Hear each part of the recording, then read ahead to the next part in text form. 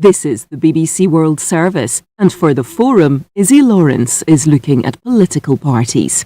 I'll be finding out what they spend their enormous budgets on, how we choose between them. I think most political organisers try to get people angry. And asking whether AI could replace them in the future. The Forum, Political Parties and Us. Saturday at 12 GMT.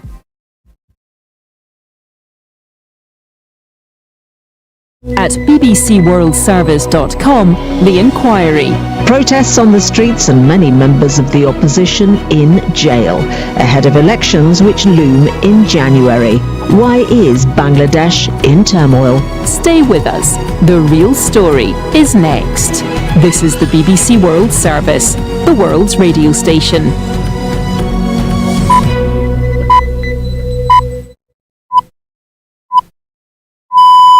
BBC World Service, this is Sean Lay with The Real Story. One topic, 1 hour every week. And this week, 30 years ago, an Israeli Prime Minister and a Palestinian leader shook hands and declared a desire to end decades of conflict.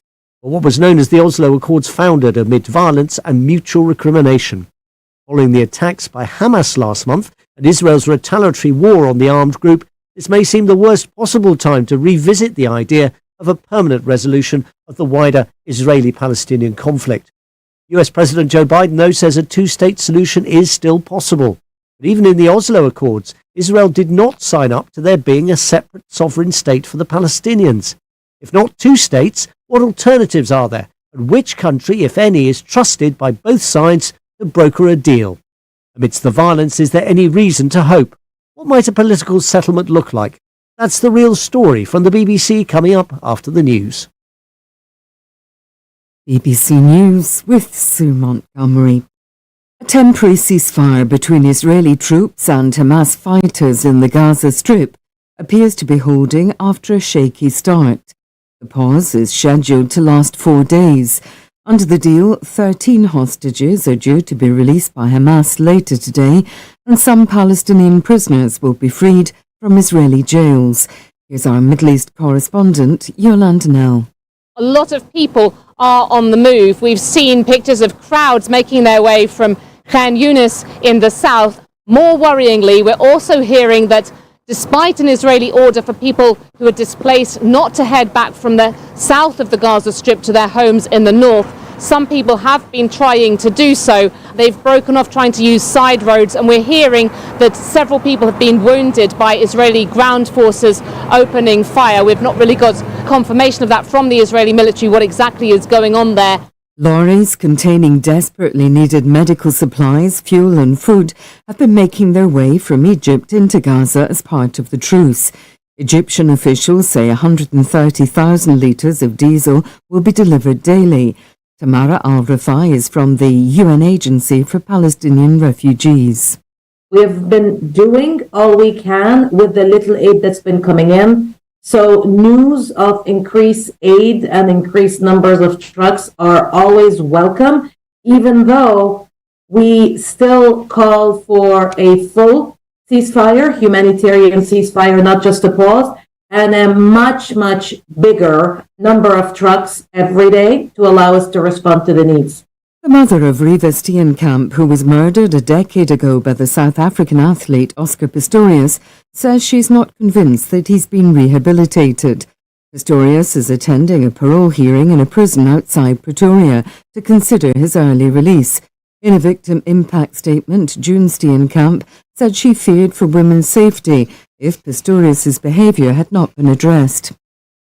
Taiwan's opposition parties, both of which favour closer ties with China, have failed to unite behind a single candidate to fight January's presidential election. The outcome of the election could have consequences for regional security, as Mickey Bristow reports. Chaotic last-ditch talks between the two main opposition candidates broke down, with both of them in the end deciding to run for president. The failure to choose just one candidate to unite behind has improved the chances of victory for the frontrunner, Taiwan's current Vice President William Lai. He favours closer ties with the United States. China, which considers Taiwan its own territory, is watching closely. If William Lai does win, there's likely to be continued tension between Beijing and Taipei. BBC News. North Korea's leader Kim Jong-un says his country's recent launch of a spy satellite marks a new era of space power. Addressing scientists and technicians, he described the mission as a fully fledged exercise in self-defense. But South Korea's military has said it's too soon to tell if the satellite is actually functioning. 2 previous launches by Pyongyang failed. The Afghan embassy in Delhi says it's permanently shut down due to what it calls persistent pressure from the Indian government and the Taliban. A statement said despite an 8-week wait, visas for its diplomats were not extended and it had no choice but to relinquish control of the premises. The diplomatic staff were appointed by the previous Western-backed Afghan government, which collapsed when the Taliban seized power. Irish police have arrested 34 people in Dublin during hours of rioting blamed on far-right protesters. Several officers were injured, shops were looted and vehicles destroyed. The trouble began after a knife attack outside a school on Thursday, in which a teacher and 3 children were wounded. Ireland's Deputy Prime Minister, Micheál Martin, condemned the violence. This is not who we are as a people. Ireland has built a modern and inclusive society. It is something precious that we should all work to hold. We understand the need to respect other, the need to respect difference, and the need to respect the dignity of every human being. This is something that we should hold precious. Activists say at least 3 boats carrying hundreds of Rohingya refugees have set sail from Bangladesh in the past few days, the latest in a wave of migration from the camps. It's believed that more than 500 people were on board the boats travelling to Indonesia. BBC News. This is The Real Story from the BBC. I'm Sean Lay with your weekly exploration of a story that's making news and changing lives. And this week, Israel and Hamas appear to have reached an agreement to exchange some of the hostages held in Gaza in return for a pause in fighting. World leaders are hopeful that deal brings an end to war closer. But further down the line, what might a political settlement look like? US President Biden says there's only one way to ensure both Palestinians and Israelis feel secure. We must keep pursuing peace, must keep pursuing a path so that Israel and the Palestinian people can both live safely, in security, in dignity, and in peace. For me, that means a 2-state solution. 30 years ago, a peace agreement was signed between Israel and the Palestinians after months of secret negotiations. The Oslo Accords were a hopeful moment in the conflict. Israel's Yitzhak Rabin shook hands with Yasser Arafat of the Palestine Liberation Organization, declaring, "We who have come from a land where parents buried their children, we who have fought against you, the Palestinians, we say to you today, in a loud and a clear voice, enough of blood and tears. Enough!" But once again, Israeli and Palestinian blood has been shed. Israel says it's not ready to accept the creation of a sovereign Palestinian state. I think today most Israelis, if you ask them, the answer will be no. We have no intention to build a terror state next door. In the past it was different when there were hopes about a peaceful neighbors in the region. But today when we see the aggression from Gaza and the aggression from Lebanon, people are very skeptical about peaceful negotiations. Some talk instead of a one-state solution, the 2 communities sharing Israel, the Gaza Strip and the West Bank as equals. Others say the status quo will have to remain in place. There are Palestinians who hope what's happening in Gaza could be the catalyst for change. This war on Gaza is a game changer. If the Palestinian youth and public see that there is going to be a result coming soon, this will create a whole new prospect for Palestinians to rally against the leadership for the 2-state solution. Is the 2-state solution dead, or can it be revived? And is there the political will to do it?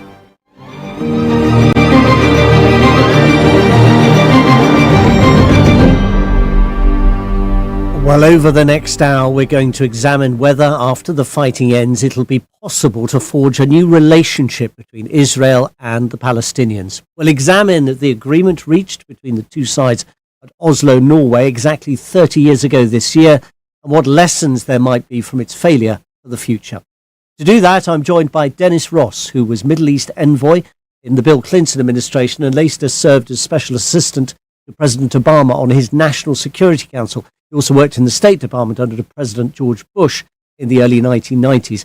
He joins us from Washington. Dennis Ross, welcome. Could this be a moment, do you think, for fresh ideas? Well, I don't think it's going to be a moment for fresh ideas as it relates to resolving the conflict. I think there could be a basis for fresh ideas trying to end what's going on right now, meaning you could end up with something like all the Hamas leadership leaves Gaza, all the hostages are released, and at least this particular war ends. Thank you. Anshul Pfeffer is an Israeli journalist who is based in Jerusalem. He writes for The Economist and for the Israeli newspaper Haaretz, and is the author of a book on the current Israeli Prime Minister, Benjamin Netanyahu. Anshul Pfeffer, could this be a moment for fresh ideas, do you think? I don't think so. As we're speaking, and we were supposed to already to have been in a truce by now, and we still don't even know if and when the truce shall begin. This is after Israel has already agreed to the terms of the agreement. So it does show you the kind of enemy Israel's facing in Hamas, which is still holding now for 7 weeks, 240 hostages, including small children and elderly women. So I don't think the truce, if and when it happens, is going to be the place where we'll come up with fresh ideas. I do hope that this will be a moment where, beyond Israel's military campaign of destroying Hamas's capabilities, this will also be a period in which there'll be some kind of strategy also to deal with the humanitarian crisis in Gaza at the same time. Things are changing so quickly. As we record this on Thursday, we are expecting some kind of pause in fighting on Friday with some release of hostages, but who knows what will actually happen. Tahani Mustafa is with me in the studio in London. She is Senior Palestine Analyst at the International Crisis Group. Welcome to the programme. Do you think this could be a moment for fresh ideas? No, this is a test of political will and whether Israel's Western backers, in particular the US, can actually rein it in and pressure it to extend the ceasefire or halt its operation in Gaza before Israel manages to wreak more destruction and make what comes next even more complicated and difficult, as well as increasing the suffering of Gazans. Well, back in September 1993, on the lawn outside the US White House, Yitzhak Rabin, Prime Minister of Israel at the time, shook hands with Yasser Arafat, who was leader of the PLO, the Palestine Liberation Organization. Watched by the President of the United States, Bill Clinton, they were there to sign what were called the Oslo Accords, or more accurately, a declaration of principles which had been negotiated during months of secret talks in Norway. We say to you today, in a loud and a clear voice, enough of blood and tears. Enough! That was Israel's Yitzhak Rabin. In reply, Yasser Arafat said it was clear that both sides wanted to finally end the fighting. Our people do not consider that exercising the right to self-determination could violate the rights of their neighbors or infringe on their security. Rather, putting an end to their feelings of being wronged, of having suffered an historic injustice, is the strongest guarantee to achieve coexistence and openness between our two peoples and future generations. Our two peoples are awaiting today this historic hope, and they want to give peace a real chance. Dennis Ross, you were there outside the White House in 1993. What exactly had they signed up to? They signed up to a declaration of principles that, more than anything else, was an embodiment of aspirations. There was really very little in there that was concrete, but what was significant about the moment was here were two national movements competing for the same space that had always rejected each other's existence because they saw this in existential terms. They were taking what was an existential conflict and turning it into a political conflict. So it was historically very significant, and it was probably a moment of really great hope. And there was an end target of ending the conflict. All this was going to be sort of laid out But as I said, these were targets to be achieved. There really wasn't anything concrete that was being agreed.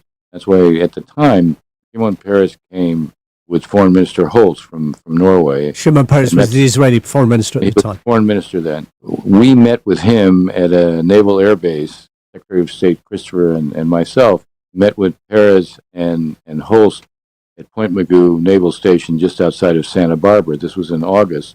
And as Peres was briefing us on it, Yoel Singer, who was the drafter of this on the Israeli side, gave me the document, and I was reading through it. And what I did is Christopher turned to me and said, "Look, I want to talk with Dennis in the next room to go over what how we should respond to this."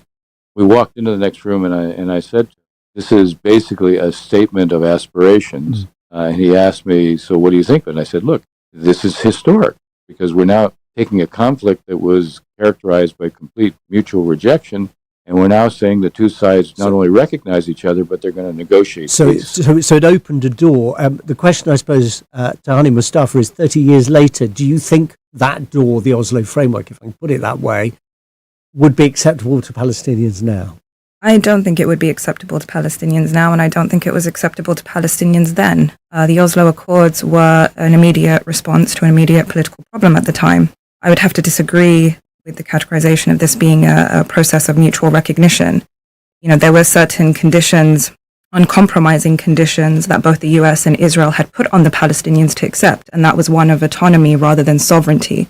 And that wouldn't wash now? Absolutely not. It didn't even wash back then. You know, there were many critics at the time, but this was something that the PLO had decided to take. Yasser Arafat had decided to enter negotiations with Rabin at the time, and had taken this unilaterally in spite of the advice of those around him. And that has been precisely the point of why this process has failed, because it did not promise Palestinians any sort of sovereignty, let alone even autonomy. If you look at it today, Israel controls 60% of the West Bank. Palestinians have barely control of 18% of the West Bank, and even in areas they do control, Israel has reserved the right for itself to enter and conduct, under the sophisticated lexicon of security, operations it deems fit for its own security, at the compromise of Palestinian security. And Shofefa, could Israel today negotiate within the Oslo parameters, do you think? Well, certainly the current government of Israel can't. There are both some of the coalition partners of Netanyahu's government and a large body of opinion within Netanyahu's own Likud party are totally opposed to Oslo. They see Oslo as having been a tragedy for Israel, which allowed the PLO into Gaza and the West Bank and created basically bases from which attacks like the October 7 massacre were launched. So there is no credibility now for the Oslo process within Israel. Okay, let's pause to hear a view from within Israel's political mainstream. Danny Danon sits in Israel's parliament, the Knesset, as a member of Likud, the party of the Prime Minister Benjamin Netanyahu. He's a former Deputy Defence Minister, past leadership challenger to Mr. Netanyahu, and spent 5 years representing Israel at the United Nations. Now, in a recent newspaper interview, he described the Israeli military's conduct of the war in Gaza as mild and cautious. I asked Mr. Danon if the Israeli government had to accept that its policies and actions over decades and its treatment of the Palestinians in both Gaza and the West Bank had fed the aggression of Hamas towards Israel. That is an outrageous allegation. There is no justification for the atrocities against Israel. We had a ceasefire with Hamas until October 7th. So no one can come and give lame excuses like you just did about the Temple Mount, the settlements. No one can justify the murder of innocent Israelis, kidnapping of families, raping of hundreds of Israeli girls. Those scenes we saw last time in the date of the Holocaust. So we will not accept any language that implies there is justification for such atrocities. And that is why we are committed to go into Gaza and to fight evil and to eradicate evil. And I still think that we are walking very slowly and very mildly. Look, 47 days after the massacre, look where we are. Imagine that the UK would have, in 8 hours, 10,000 people who were massacred in the middle of London. I don't think that 47 days after the UK military would have been where we are, or the US military. So I think we have to move forward. We have to understand that we are fighting evil. Yes, it's complicated because they are using civilians, But we have to be determined, to be focused, and to complete the mission. And the mission is the full eradication of Hamas. And I say full. No ceasefires that will allow Hamas to stay in Gaza. No compromises. Basically, they have two choices. Either to surrender or to be buried in the tunnels where they're hiding. After the war in Gaza ends, what might a political settlement between Israel and the Palestinians look like, do you think? So, I can give you the guidelines because we are still in a stage of the war, not building the day after. The guidelines will be that we have no intention to stay in Gaza or to run the lives of the Palestinians, but we will have to keep the ability to fight any terror activities. So I think it will be similar to what we are seeing in Judea and Samaria, that, we are not running the cities or the daily life, the PA is doing it, but whenever we see a threat and no one is handling that threat, we go in and out and we eliminate the threat. US President Joe Biden says the two-state solution is the only way to ensure, in his words, the long-term security of both the Israeli and Palestinian people.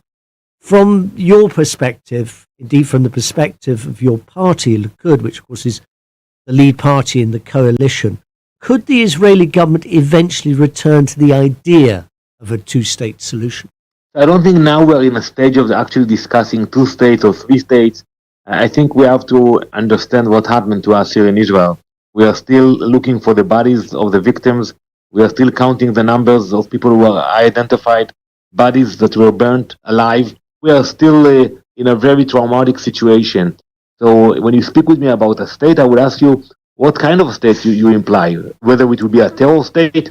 I think today we are in a similar situation like the UK in World War II, when you were committed to eradicate the Nazis. Then you started to think about what will happen in Germany, how you reconstruct Germany, society, economy. But today we are still in the stage of defeating the Nazis, defeating ISIS, defeating Hamas. That's what we are focusing at.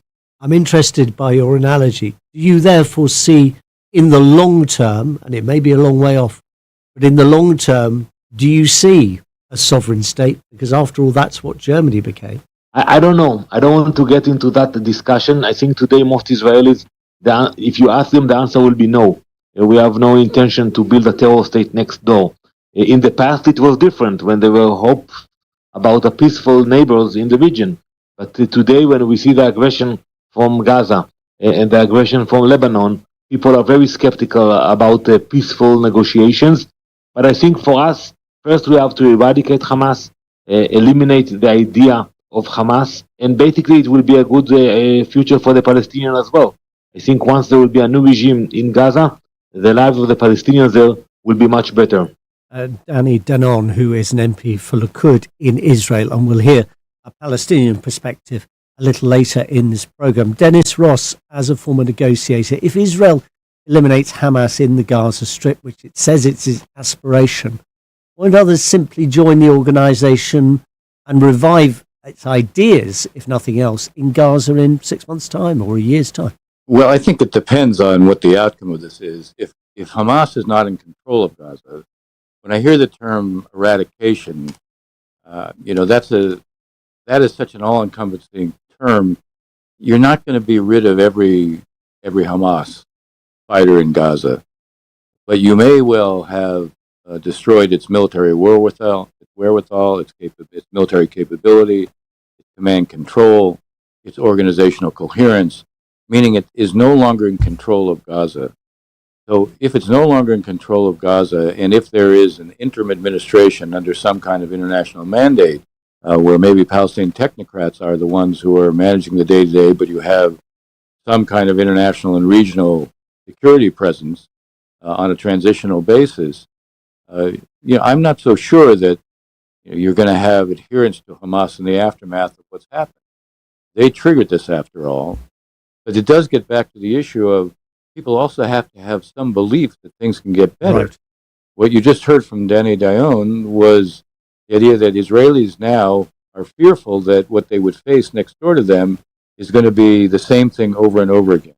Well, Palestinians, if they have no hope, no prospect, no sense of possibility, then they're going to be re-radicalized as well. Let me bring in Tahani Mustafa of the International Crisis Group here with me in the studio.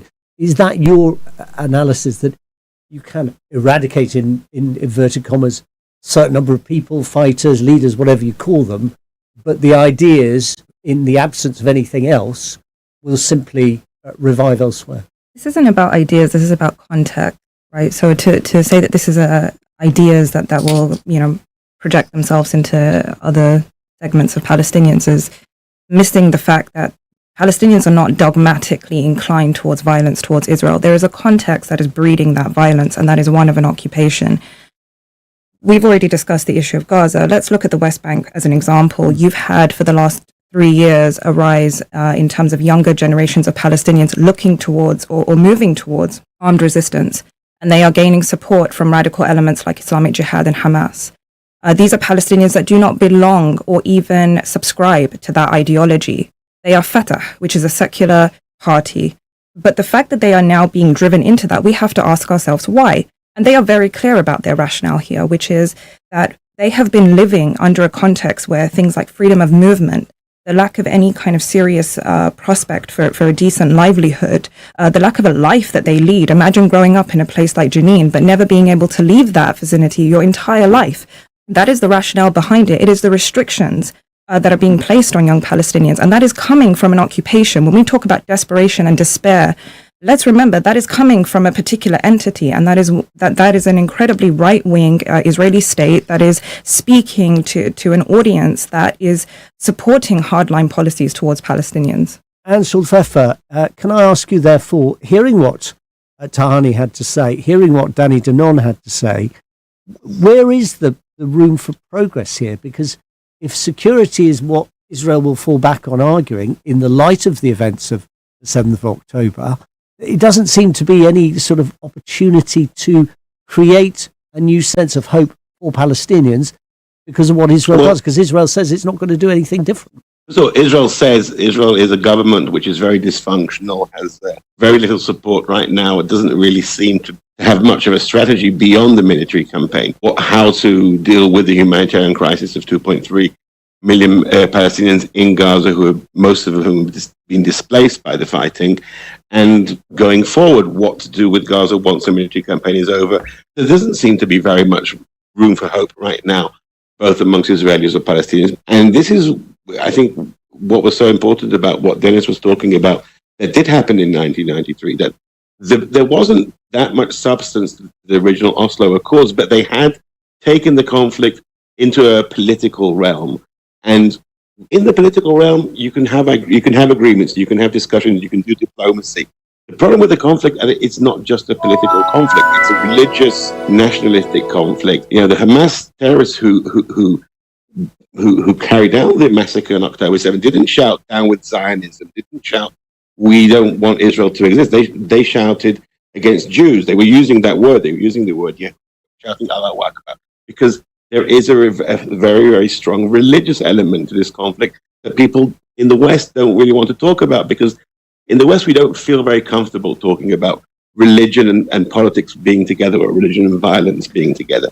And it's the same things happening in parts of the Israeli society, where the opposition to any type of settlement with the Palestinians is also motivated by a type of Jewish fundamentalism. Now, if we don't address that, then once again, there'll be a failure of a political process.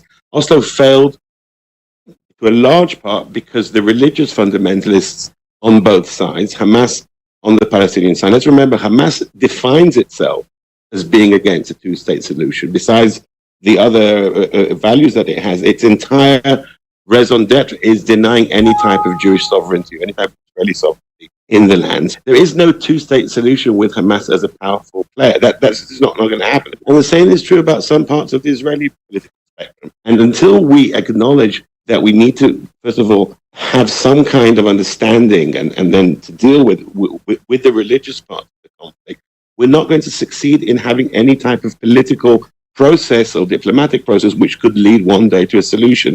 Harry spoke about context. A lot of the context, it totally ignores some of the most important motivators of the conflict. We're going to take a short break now, but when we return, Dennis Ross, former diplomat under several US presidents, a specialist in the Middle East, Anshul Pfeffer, an Israeli journalist who's based in Jerusalem, and Tahani Mustafa, who is senior Palestine analyst with the International Crisis Group, will continue the discussion, and we'll look ahead what relationship between Israelis and Palestinians might be possible at some point in the future. That's after the news, when the real story continues. This is the BBC World Service, finding out how Barbados has changed since it became a republic 2 years ago. This is the ultimate statement of confidence in who we are and what we are capable of achieving. The prevailing question on citizens' minds was, what does this mean? It provides an opportunity to reflect on what is positive or what is negative of the colonial past, and to consider what might be changed or what might be retained. I'm Candice Brathwaite, a British-born woman of Barbadian heritage. I want to explore the transition to a republic and discover how it fits into the island's evolving identity. We were once very proud to be called Little England. Oh my goodness, that meant a lot. We the People are Barbados. Tuesday at 9:30 and 20 GMT. Or listen now wherever you get your podcasts. Coming up on The Real Story in the next half hour, America talks of reviving a two-state solution to the long conflict between Israelis and Palestinians. True, fighting in Gaza has been paused, weeks of talks leading to a deal exchanging Israelis kidnapped by Hamas for jailed Palestinians. Amid the carnage and bloodshed, with trust at its lowest ebb, this seems like the worst moment to talk of a political settlement. But might it be the best? That's after a summary of the news. BBC News. A ceasefire between Israel and Hamas in Gaza appears to be holding, ahead of a planned exchange of Israeli hostages for Palestinian prisoners. 13 Israeli hostages are due to be released in a few hours. Some Palestinian women and teenagers in Israeli jails will then be freed. At least 60 aid trucks have entered Gaza through the Rafah crossing with Egypt as part of the ceasefire. Israel said 8 of them are bringing in much-needed fuel. The mother of Riva Steenkamp, who was murdered a decade ago by the former Paralympian Oscar Pistorius, has given a victim impact statement to the parole board, considering his early release. June Steenkamp said she was not convinced Pistorius had been rehabilitated. Taiwan's opposition parties, which want closer relations with China, have failed to agree on a single candidate to run in January's election. A split in the opposition vote will boost the chances of the frontrunner, the current vice president. Residents of Ethiopia's troubled Amhara region say a local militia has broken into a prison, freeing hundreds of inmates. They include members of the militia group Fano. North Korea's leader Kim Jong-un has heralded a new era of space power, following his country's recent launch of a spy satellite. South Korea says it's not yet clear if the satellite is actually functioning. Refugee groups say at least 3 boats carrying hundreds of Rohingya people have left camps in Bangladesh in recent days. It's believed many are attempting to travel to Indonesia. The Irish Prime Minister has said that protesters who battled police and looted shops in the capital Dublin overnight were motivated by hate and brought shame on Ireland. Police have arrested 34 people. You're listening to The Real Story from the BBC World Service with me, Sean Lay. This week, we're asking, after the fighting in Gaza is over, what might a peace settlement between Israel and Palestinians in both Gaza and the West Bank look like? That's with this week's Real Story panel. Dennis Ross, former diplomat under several US presidents specialising in the Middle East. Anshel Pfeffer, an Israeli journalist based in Jerusalem. And Tahani Mustafa, who is senior Palestine analyst at the International Crisis Group. Now, we've looked already at why the Oslo Accords in 1993 failed, and despite that, whether some elements of that package could be renewed. In the second half of the programme, we want to try to focus firmly on the future and what may yet come. Now, one of the first challenges, of course, pausing the fighting in Gaza to facilitate the release of hostages held by Hamas won't necessarily mean that it will be weeks or even months before the war itself comes to an end. For the slightly more than 2 million people who live in Gaza, one of the most built-up communities in the world, the day after war is the day when reconstruction can begin.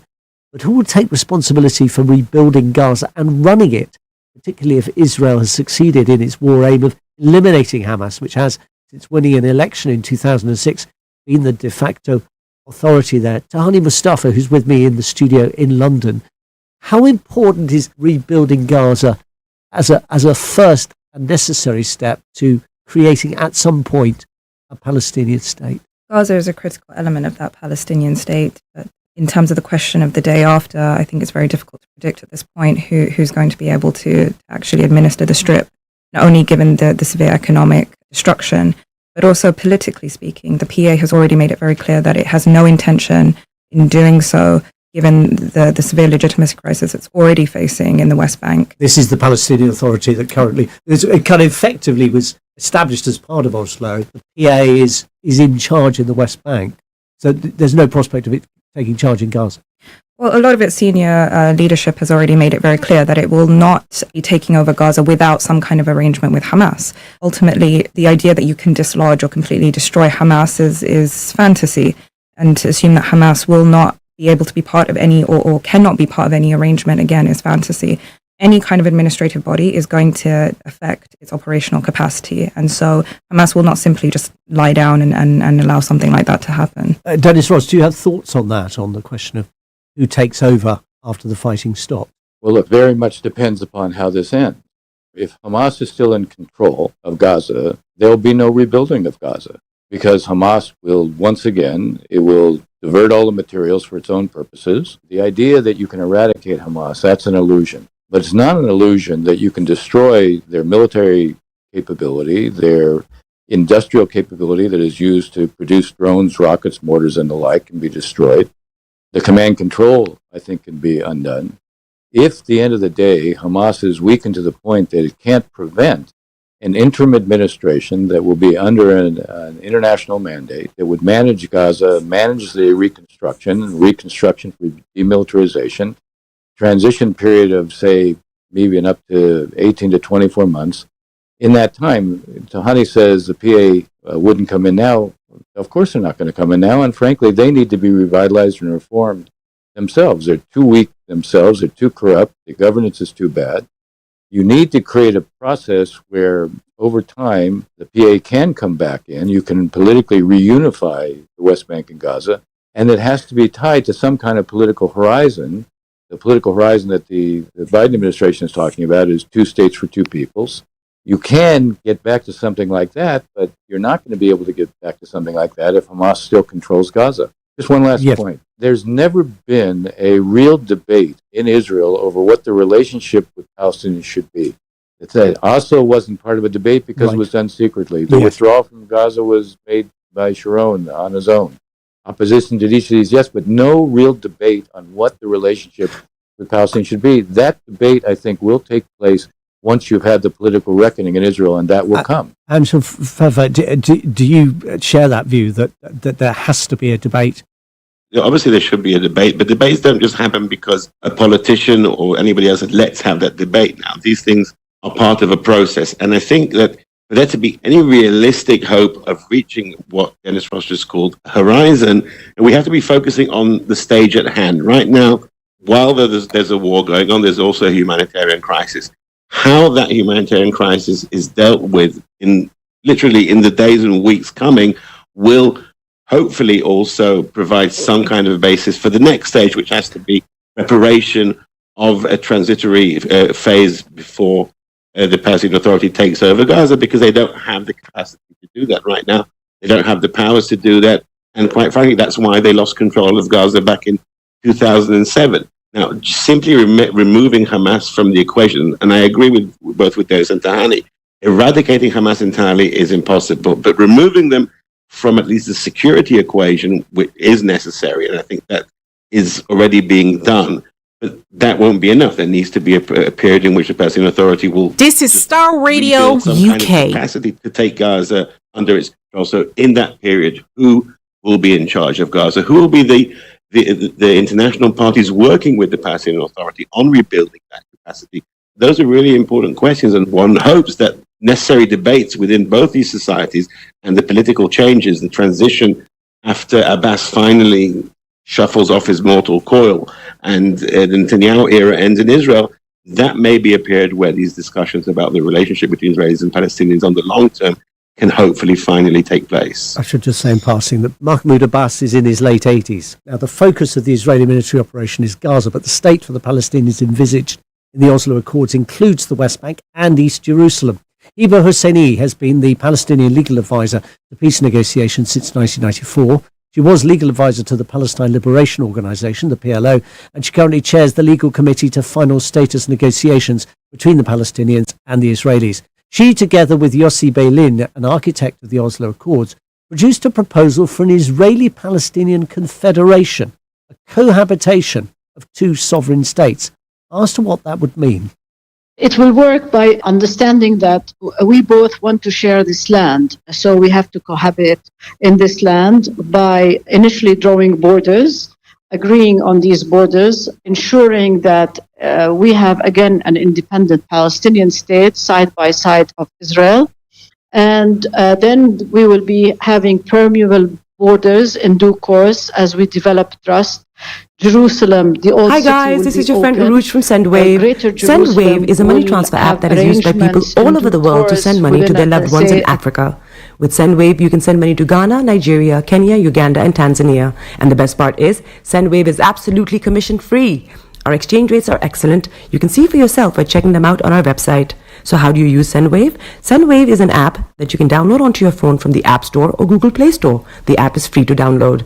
After downloading it, just open the app and enter your name, email, and phone number. That's it. You're good to go. Make sure you use the promo code SR. S for Starr, R for Radio. This promo code will give you £5 free credit to send to Africa on your first transaction. Your money will be delivered to your recipient within seconds. Feel free to call me on 0749 7377 647 at any time. I'll be happy to tell you all about SendWave and help you in any way I can. Remember to use the promo code SR for £5 free credit. Medasse. Tune in to On Point here on Star Radio UK with Empress Regina every Monday at 5 p.m. GMT. Looking forward to your company.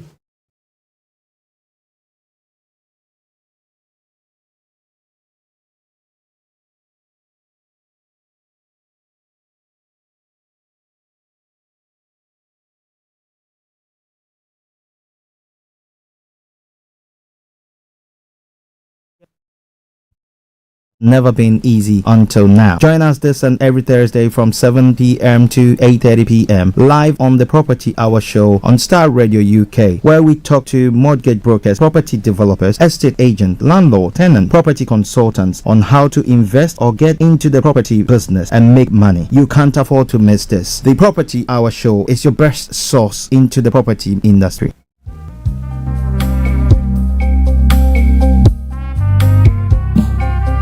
Are you looking for the fastest, reliable, and trustworthy door-to-door shipment company? Well, look no further. When was the last time your family received a shipment back in Ghana on time and in time? You are not sure? Well, Lamb Shippers, we pride ourselves with being the fastest, reliable, and trustworthy shippers you can use. You are assured of a prompt pickup anywhere in the UK by our personnel. They also make sure your items are well packaged to get to its destination in time. When it comes to door-to-door shipment, look no further. Well, Lamb Shippers, contact us on 07939009321 or 07498911820. Or you can visit our website www.welllamp.co.uk. You can also drop us a mail, info@welllamp@gmail.com. Well Lamp Shippers, fast, reliable, and trustworthy.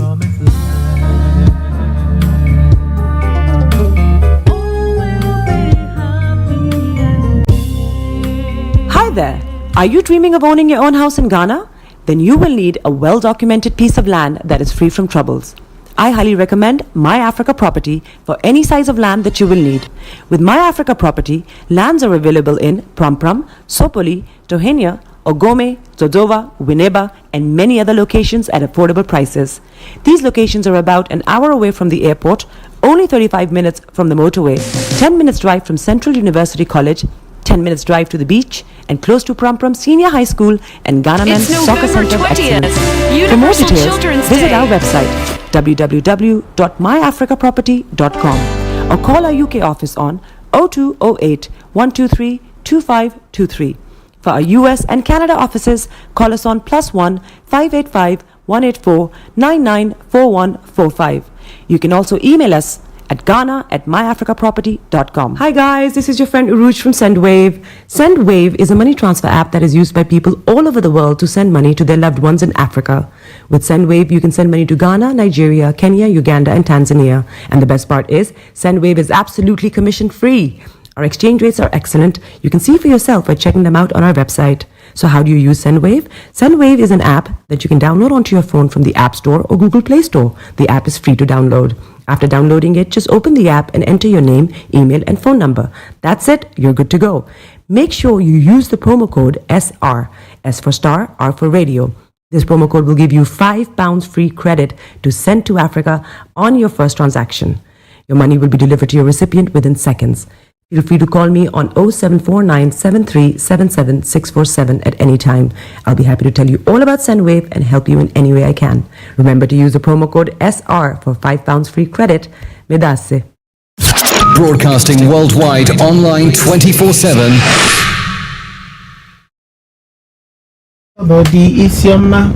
Bekutu, show them you got the cocoa set. Ladies and gentlemen, it's your boy Harry Song, aka Mr. Songs. This is the Kingmaker Baba for the girls. We're here. This is Star Radio. We don't go nowhere. UK, London. We they call them London for home. For here, we they call them London. And I sabi you know, just have fun and stay blessed. Sit back, relax. The coolest way to start your weekend.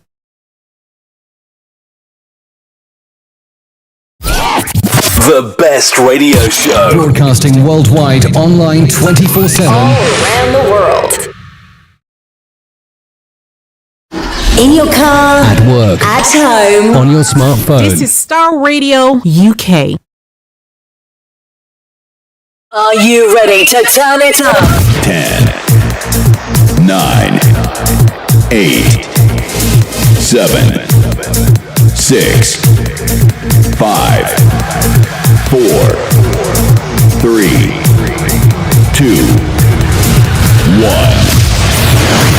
Birds flying high, you know how I feel. Sun in the sky, you know how I feel.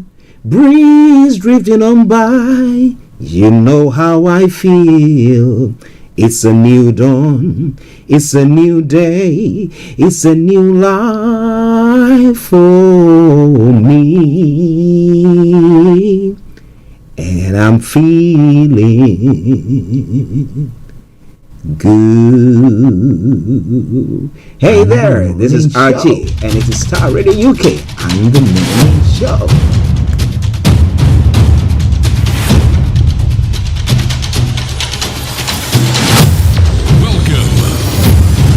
This is Starr Radio. This is UK. Starr Radio UK. This is Starr Radio UK. Welcome.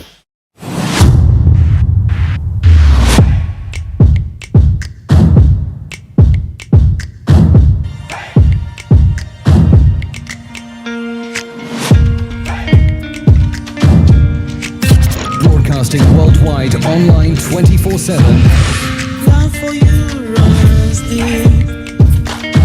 Enlighten your day with Starr Radio. My heartbeat, you make a doubt they fade, Jesus, and that's what makes you great. You hold the world in your hand. The hand that made me who I am. Same for now, yesterday, and forevermore. And that's what makes you great. You are God. You will never change. Welcome. To the end. To the end. You are God. One who took my pain, took away my shame. Lord,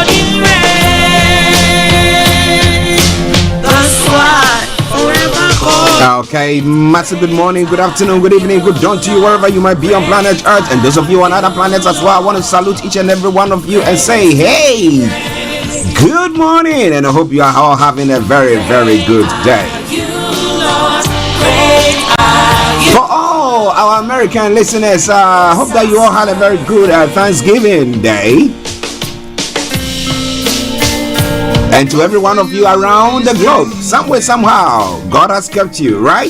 Whatever you believe in, yes, and has not taken your life. And you are counted among the living. Why not? Say thank you, God, thank you, God, thank you, God. Let me say good morning to my bishop himself, Bishop Adeshina Deyemo. He says, good morning, Starr Radio UK. Well done. And well done to you, sir, as well. And to all your wonderful colleagues at that wonderful office there. I salute each and every one of you. And I say thanks for being there for us all the time. Also, let me take this opportunity to say good morning to my producer himself, Mr. Francis Gai. And my colleague and representative, Mr. Olayomi Koiki. Yomi, wherever you are, massive good morning to you. I hope you are doing very, very, very well. After a long day yesterday at the Excel Center in London, yes, it was a good one. And let me also say good morning to Anthony Adideji Aziz. Good morning to you. Shamsuddin, good morning. And a special good morning also goes to Rachel. I hope you are doing very well as well. Gladys and Grace, good morning to you all. Okay, let me put it this way. All protocol observed. Starr Radio UK, your favorite African and Caribbean radio station in London. A special one to Mr. Elopong and Mr. Francis Abedi as well. All celebrating their birthdays today. And to every one of you celebrating a special day today. Yes, today the 24th day of November 2025. What did I say? 2023. Well, may God continue to bring you everything that you need. My friends, you see what they said? That's what is working, you know. Alright then. So we are pressed for time, but let me just crack on. At 8 minutes to 11 the time. Well, you know my producer, he always like doing stuff, so we're trying to sort some few things up there as well. But the quote for the day says, at the end of every day, pause and take stock. If anger or any other negative emotion is in your heart, let it go. Okay, so I'm going to take you straight to the weather forecast as well. Well, as they've predicted, I'm going to be having a cooler weather the next 3 or a week's time, from today to a week's time. But today is expected to be a dry day with sunny spells and a few patches of cloud edging in from the east at times. Fresh northwesterly winds expected. Tonight as well, it will be dry and clear with winds easing away to become gentle or light, cold with the risk of widespread frost. Total temperature is going to be 9 degrees, the lowest 0. UV level low, pollution low. Sunset 16:01. Sunrise for tomorrow morning 07:33 hours. When it comes to Saturday, the weather forecast, yes, total temperature 7 degrees, the lowest -1. It's going to be a blanket sunshine there. Then comes Sunday, a mixture of cloud and a bit of drizzle. Total temperature 7 degrees, the lowest 6 degrees. And that brings us to the end of the weather forecast. It's all coming away from Starr Radio UK, your favorite African and Caribbean radio station in London. Now moving on straight to what is happening when it comes to the travel update as well. We got our Avanti West Coast that got minor delays. Okay, let me take it from this place. My apologies. Now on the underground this morning, Bakerloo, Central, District and Jubilee lines have all got minor severe parts suspension and delays there, so check before you leave. That aside, all the others are running a very good service. DLR, London Traffic and London Overground, good service there as well. On the major roads in London, A40 has got serious delays, and South Circular A205 serious delays there as well. If you can avoid it, do your best to do so. On the riverbeds this morning, on the riverbeds we got the the Woolwich Ferry that's got to reduce service. Also, the landing cable car is running a good service, and that brings us to the final segment of the travel update. That is the National Rail. On the National Rail, Avanti West Coast, a Great Western Railway, and Northern Rail have all got minor delays. Also, ScotRail, Southern, and Thameslink special service. That aside, all the others are running a very, very good service. So as I would say all the time, or I normally will, I say good morning, good afternoon, good evening, good dawn to you, wherever you might be on planet Earth. Enjoy your commute for today, but you know what? Continue to keep those eyes on the road. Hi everyone, it's your girl BB Clemens, the author of How to Go from Employee to Entrepreneur, and the host of your weekly business show, BB Means Business. The show where we discuss everything you ever wanted to know about business since you were afraid to ask. How do I start my business? How do I raise the finance? How do I grow my business? Where am I going to find my customers? Join me every Tuesday at 1:30 p.m. on Starr Radio UK to get all the information and tips that you need to become a successful entrepreneur and become financially free. Remember, don't let life dictate to you. Rather, put your signature on life. This is the morning show with Archie. This is the morning show with Archie. Welcome back to the program. Yes, sir, you don't know, I am the one and only Archie, and I say massive good morning to you. And Bishop, once again, he says kudos to you, sir. I hope you are having a good time. All right, now it's now time for Global Trotting, so let's hit it. Now, yesterday, we did talk about what is happening in Ondo State, and the fact that the governor is living in another state and ruling. Okay, I was saying that is not on. If you are indisposed, you are not feeling well, go get yourself the treatment that you need. After all, that is why we have deputyship, so somebody can deputize for you whilst you are there. So once you are out of the of this, but it looks like when it comes to our governing structure, people want to be there. I am the boss, so whether I'm dying, whether I'm performing, underperforming, I just want to be the boss. But well, information coming through says that the Ondo lawmakers are meeting and may declare a year that Tiwa acting governor. My apologies, I think there is some echo there. Let me see whether I'll be able to take it out. Okay, is it much better? Yes. Okay, it's much better. Okay, so I've taken the echo out from there. Okay, so that is some of the stories making the rounds. Federal government states plan 18 million agri jobs. That's 1.5 billion from a 1.5 billion dollars funds. Now, it's so well and good. I really like that. But the issue once again is, if we are doing that, what security measures have we put in place so that maybe it's captured in there? But we'll be telling you more about that once we have Ms. Olayomi Koiki on. Moving on straight to some other stories. In Mali, Niger's military leader makes first foreign visit to Bamako. Well, they are forming an alliance there. The head of the military regime in Niger, General Abdulrahman Tiani, met with his counterpart leading the military junta in Mali, Azimi Goita. So that's what is happening. And presidential candidates challenge electoral commission as DRC election approaches. Well, if there is anything, there is a need for anything to be sorted, it needs to be sorted before they go into the election proper. Ivory Coast ex-Prime Minister Guillermo Soro can return. That's what the authorities are saying there as well. Just moving on straight to some of the other stories making the rounds as well. Okay, just bear with me. We're in difficult times, and the Kufuado, I buy 2 kilograms worth of 2 kilos worth of fuel, or 2,000 worth of fuel a week.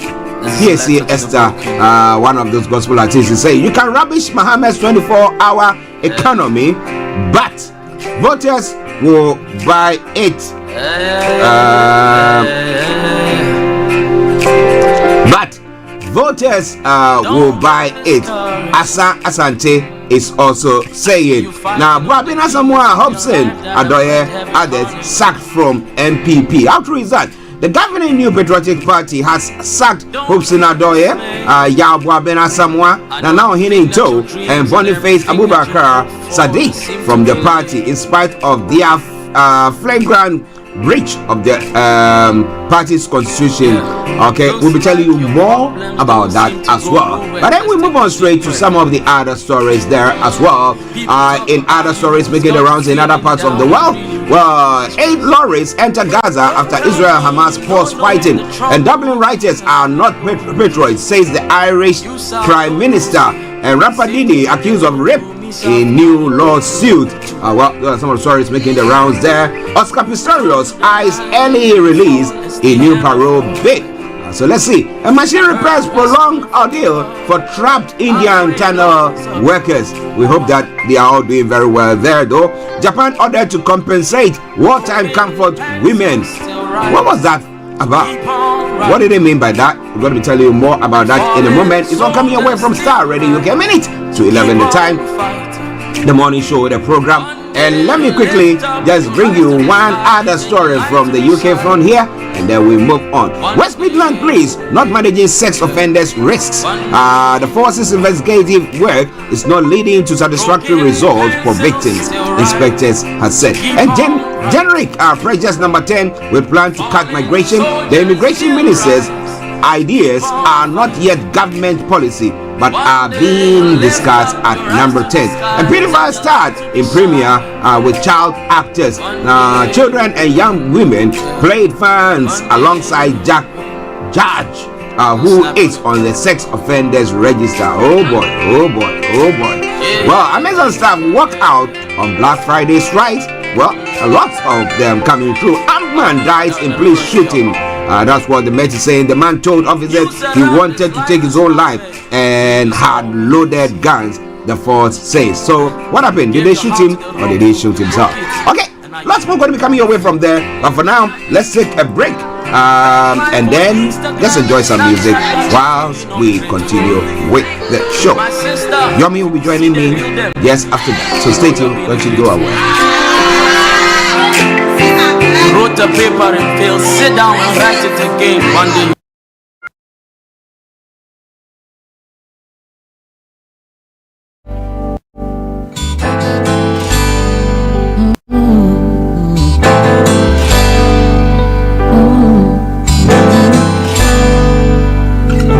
I love you, Lord, for your mercy never fails me. All my days I've been held in your hand. From the moment that I wake up until I lay my head, oh, I will sing of the goodness of God. All my life you have been faithful.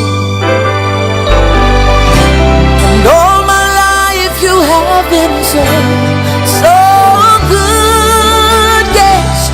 Every breath that I am able, oh, I will sing of the goodness of God. You know I love your voice, for you have led me through the fire in darkest night. You are close like no other. You know I've known you as a father. You know I've known you as a friend. And I have believed in the goodness of God.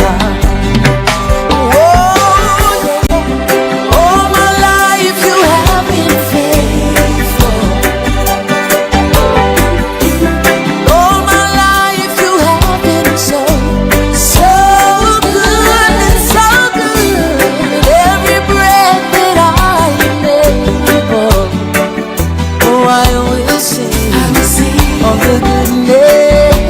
God. Ooh, yeah. Your goodness is running after, it's running after me. Your goodness is running after, it's running after me. With my life laid down, I surrender now. I give you everything, oh Lord. Your goodness is running after, it's running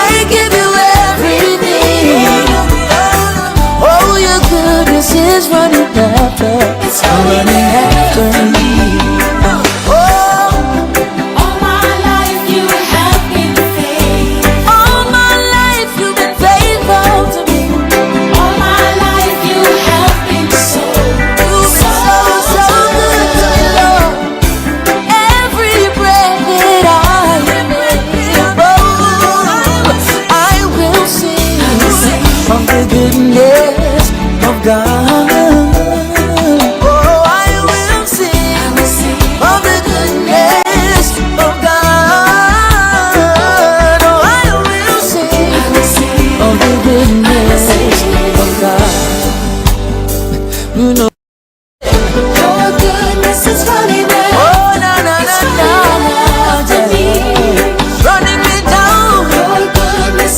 Your goodness is running after me. With my life laid down, I surrender now. I give you everything. Oh, your goodness is running after. It's running after me.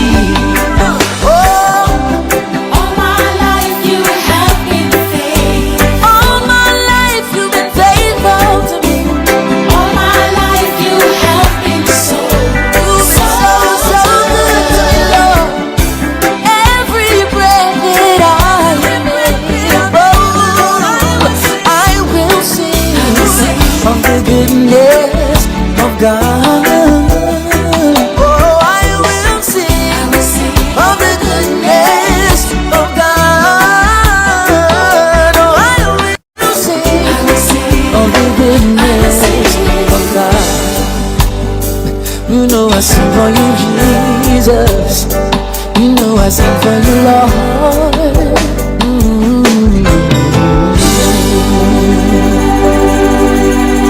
Hi guys, this is your friend Uruj from SendWave. SendWave is a money transfer app that is used by people all over the world to send money to their loved ones in Africa. With SendWave, you can send money to Ghana, Nigeria, Kenya, Uganda, and Tanzania. And the best part is, SendWave is absolutely commission-free. Our exchange rates are excellent. You can see for yourself by checking them out on our website. So how do you use SendWave? SendWave is an app that you can download onto your phone from the App Store or Google Play Store. The app is free to download.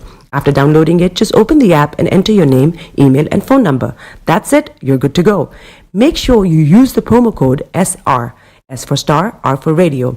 This promo code will give you £5 free credit to send to Africa on your first transaction. Your money will be delivered to your recipient within seconds. Feel free to call me on 0749 7377 647 at any time. I'll be happy to tell you all about SendWave and help you in any way I can. Remember to use the promo code SR for £5 free credit. Medasse. Welcome back to the program Starr Radio UK, your favorite African and Caribbean radio station in London, bringing the time now to 7 minutes past the top of the hour. The songwriters there said, well, the goodness of God, that is what has sustained us or sustained you and me. So wherever you are, thank God it's Friday, as we say. But the songwriter also says, and my mind day. So it's Friday and my mind day. What about you? Okay, doke. Now we're going to be having Mr. Olayomi Koiki. Yes, he's getting himself ready, all seated, and we are going to be firing on all cylinders this morning. So wherever you are, don't even think of touching the dial. Just stay in there whilst we bring Mr. Olayomi Koiki to you. And let me say, Yomi, good morning. Well, a very good morning to you back in the studio, Mr. Archie. Good morning, Frank, and good morning to all our listeners and viewers from around the globe. And welcome once again to the finest African and Caribbean radio station in London. It is the Friday, and I guess if I'm right with my calendar, it's going to be the last Friday of the month of November. This time next week, we will be saying Happy New Month, but for now, we're still in November, and we still have the final week to say it is Starr Radio UK. Sit back and let's take you through some of the update coming from Nigeria this morning. Yes. How are you? How was the final segment of the business what exhibition that was taking place at the Excel Center in London? Well, it was a very eventually end up into another event that was happening there, which is the the zero energy exhibition, if you want to put it that way. So I think the outcome of the event, which I'm still going to have to reflect, when you come out of this kind of big event, it takes a year to plan it. So you cannot also consume everything. But I believe that there will be a lot that we can share with our listeners and viewers, which we've done, in the last 48 hours at the Excel Center. But the takeaway, from me is the fact that, reflecting back, I came back home yesterday, and I was discussing with the family regarding the outcome of it. But one thing is, the opportunity is there. If the enabling environment is also there, many generations, regardless of wherever they are, be it in Africa, in Europe, would also love to, participate in this kind of opportunities. But unfortunately, the part of the world that we have come from, which is a very beautiful place, Africa, industry, it hasn't been industrialized. So, and the reason for that is, something that we can debate on. While I was at one of the, the energy events, I could see some plants, and I was very curious. I was asking questions regarding some of these, machines. I mean, I'm just showing you, one of those machines. You can see there. These are very powerful machines, and the question is that these machines are used more scale industries and medium scale as well.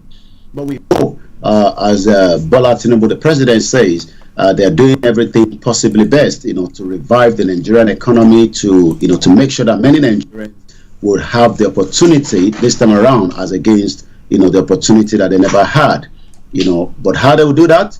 When the country, as at another headline this morning, Nigeria owes foreign airline 1.64 billion US dollars. Now, a quick one before we come to the substantive issues for today. Now, do you think that this renewable energy thing that they're talking about, Africa is prepared? Let's look at Africa in general. Do you think we are prepared for it? It was quite interesting because when I went back to one of my video that we did yesterday, and while I was looking at the comment, you could tell that many Africans are saying that we've not even done so much. Talking about the renewable at the moment, we have to first become viable. We have to become able to stand on our own, and that literally means that talking about renewable is something that we should take out of the context, the net zero energy. I just want to pick up what that individual said in the comment section yesterday, and you could tell that it shows that many people are following, they are listening, but again, I'm not too sure whether Africa is ready. This individual says net zero. Well, what net zero? I beg, Africa does not need these at the cost of their development. Yeah, and I seem to agree with him 110%, because that is what is going on. And when we talk about renewable energy here, it's very expensive. It's very, very expensive. So for Africa that is not developed to that place or that position where we think that we've got everything, like in this part of the world where they've got everything, and now thinking, okay, now let's stop that. Let's stop using these cars and let's go get more expensive vehicles and more expensive things. I don't think we are ready for that. And for our leaders, I hope that they don't go sign no deals like, oh yeah, and then no, I don't think that would be fair. While I was there, I could see, a beautiful BMW electric car, and the question is, we have not got to that stage yet in terms of development in Africa, and there is still a lot of work needs to be done, before we can start talking about it. But again, it seems that the Western power, the Western world, wants to force certain things on us, which we must sometimes say it is not yet ready for that continent. Okay, I said it. It is not yet ready for that continent. But what do you think? Lots more going to be coming your way this morning from the updates from Nigeria. Mr. Olayomi Koiki in the North London studios. I'm actually here in the South studios. You are bringing you updates from Nigeria. And let me say good morning to Pastor Samuel Lamte and the First Lady, Mrs.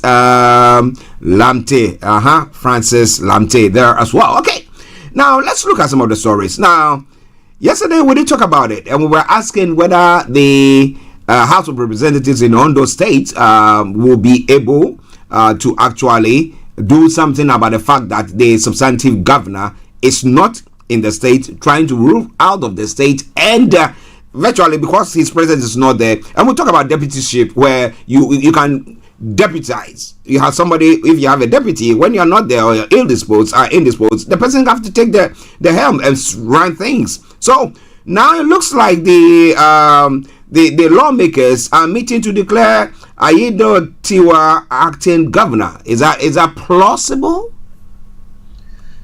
Well, and right there on the screen is the Ondo State governor to your left hand side, for those of you that are watching us in the UK, and the deputy on the right hand side. So let's go a little bit, into it. It was a question you did ask me, whether the lawmakers, the federal lawmakers, at the state level will be able to, take that stand, and declare Akeredolu unfit, to govern from Ibadan, where he's currently living.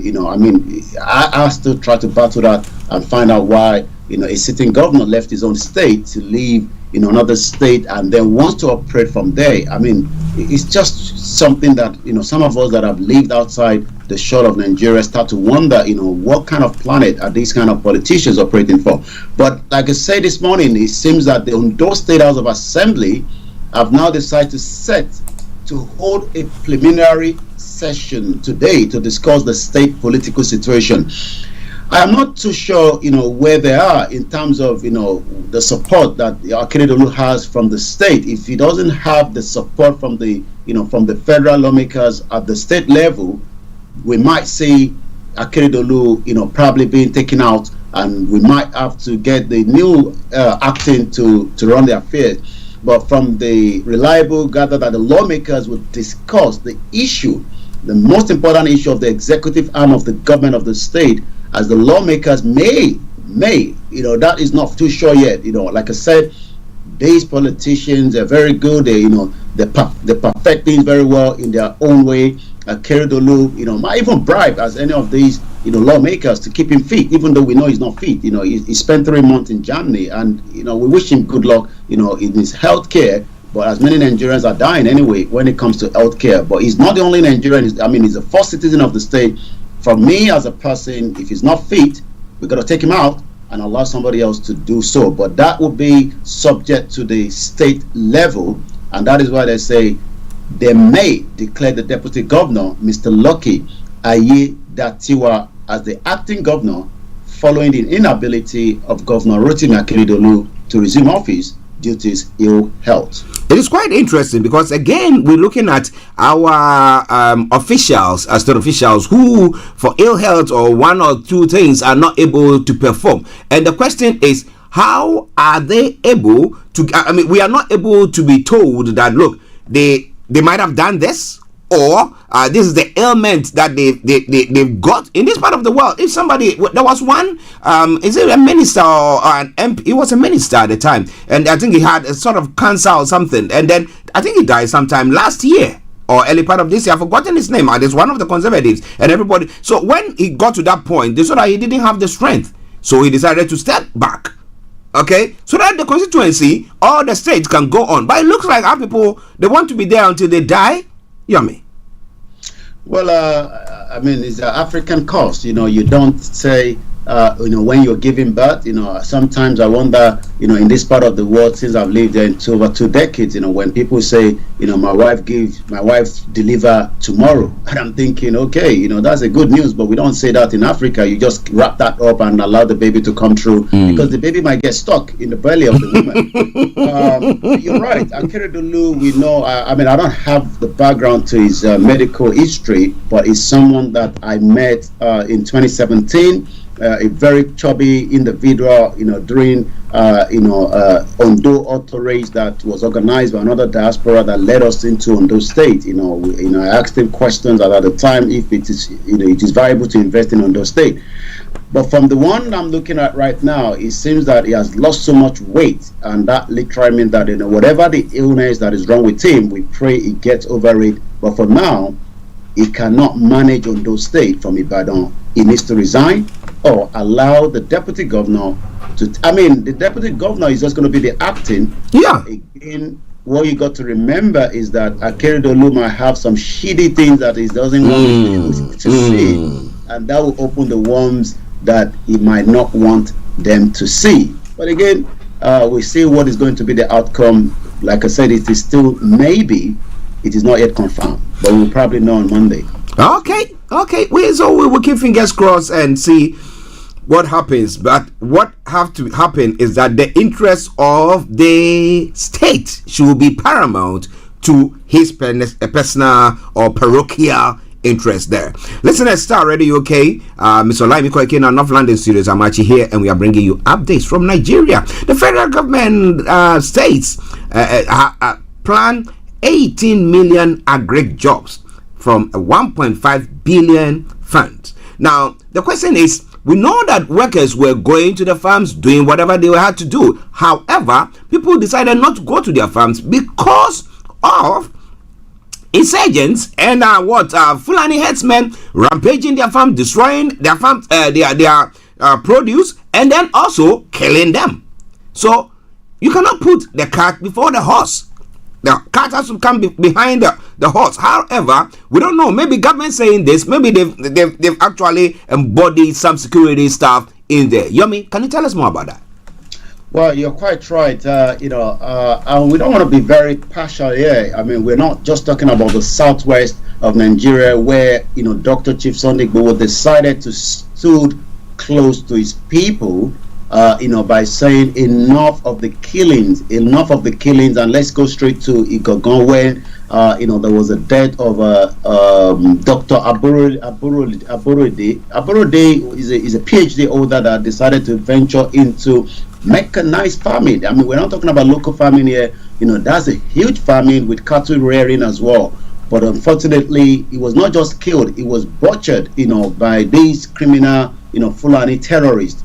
Let's take you back to the southeast. There's a lot of atrocity happening there. I saw a report from the Al Jazeera where more than 80 heads, and I'm talking about human heads, not goats, not cows. These heads were found in the market close to where cows are being sold. Let's take you to the north as well, because like I said, we don't want to be partial here. Farmers have decided to harvest as quickly as possible. And the reason for that is they've decided now that paying taxes to terrorists, to be able to operate. But it seems that the federal government says they are planning 18 million agriculture jobs again, with a total fund of about 1.5 billion US dollars. Nigerians keep asking, when it comes to hearing this large amount of money, is it the money that has been borrowed? Is it the money that has been given as a grant to support, the local farmers? And then, we can be able to allow more Nigerians not to become hungry. I'm just going to link this to another report. Looking at the background, the picture you're looking there is not a Photoshop. It is a picture of what is happening currently, especially in the northern part of Nigeria. According to the report by Clara Amones, has now alerted that we are now looking at about 26.5 million people in 26 states out of 37 states of the Nigeria as it is today will face food crisis between June next year and August 2024. That is a huge number. If the federal government can get it right under this new administration, and getting it right means that there must be the food security. The food security was discussed by the defense chief, during the conversation with the chamber at, I think on Tuesday. I heard, the defense chief talking about food security. Let's come back again to these, the National Economic Council yesterday announced and planned to channel at least about 1.52 billion US dollars. Again, we've got it now. This is a donor fund into 36 special agro-industrial processing zones across the nation, and the aim is to create over 18.1 million jobs, including 100,000 farmers nationwide. It seems that President Bola Tinubu, as he was called, the Agbado, from those that are from the obedient, most people call him Agbado, because the reason for that is, remember that he said to the former President Muhammadu Buhari, recruit 50 million youth, put them in the military. What are they going to eat? Corn, cassava. It seems now that his agricultural plan is about to take off if it's done properly. Okay, listeners, it is Starr Radio UK. Will it take off or will it land? That is the question. But interestingly, you did talk about the food security, and my question is, have they actually maybe release or actually the importation of rice or foodstuff? So as that, earlier on when Buhari was there, he tried to actually sanction the importation of rice, especially. That's why the borders between Nigeria and Benin was actually closed or shut down. But now with everything that is happening, and the fact that people cannot go to their farms to till the land, and people are harvesting their produce before even it's fully matured and stuff like that, what is government doing to supplement that in the interim before we have these farmers now going back to their farmlands? Well, it seems that that is still ongoing. I mean, you can't import rice into the country. It is still a contraband. The government is trying to get the local consumption, to be done in Nigeria, and that means that a lot of investment must go into that particular sector. Going back again to these 18 million agri jobs, $1.5 billion. The first phase, which is going to run from Kano, Kaduna, Kwara State, Ogun State, Oyo State, Imo, Cross River State, as well as the Federal Capital Territory, will go about $520 million US, and is set to be concluded by 2028. The 2026 state have expressed interest in joining the phase 2 of the program, where $1 billion from the African Development Bank will be channeled. We know that Akimomi, was one time a minister for agriculture. So, it's a good industry, but it seems that the Minister of Agriculture and Food Security, Abubakar Kaira, revealed this to the State House correspondent. Let's link it back to what last week, almost a week ago, not a week, last month, because we're now coming into the end of the month as well. Boko Haram wiped Nigeria off the map. Professor Babagana Zulum raised alarm about the insurgency. And the reason for that is that he says we have to stop the younger ones from being recruited into the Boko Haram, ISWAP, otherwise in the near future the entire Nigeria will be wiped off the map. One reason he said so was because the Borno State Governor, Professor Babagana Zulum, after raising this alarm, says that the insurgency is threatening to consume the nation due to the fact that the humanitarian crisis in the northeast is not contained. He actually said that the IDP camps in the local government areas of Borno State is a potential time bomb, as they may serve as a recruitment ground for the Boko Haram and the ISWAP as well. According to him, the position of Borno State in the map of Nigeria is quite important. Borno State is also bordering Chad, Cameroon, Niger Republic. Other borders are so porous, and therefore maintaining security in the northeast sub-region entails and maintaining the security of the entire country. One thing is, there's a lot happening, especially in the northwest, north central, where there's been banditry, kidnapping, and others that might affect this initiative that the government is talking about when it comes to agriculture. We must first tackle the security, and then we can roll out this beautiful scheme that this new administration is talking about. Okay, listen, it's Starr Radio UK. Now, let's talk about what Professor Babagana was saying. And I'm looking at the human resources, and it's quite scary.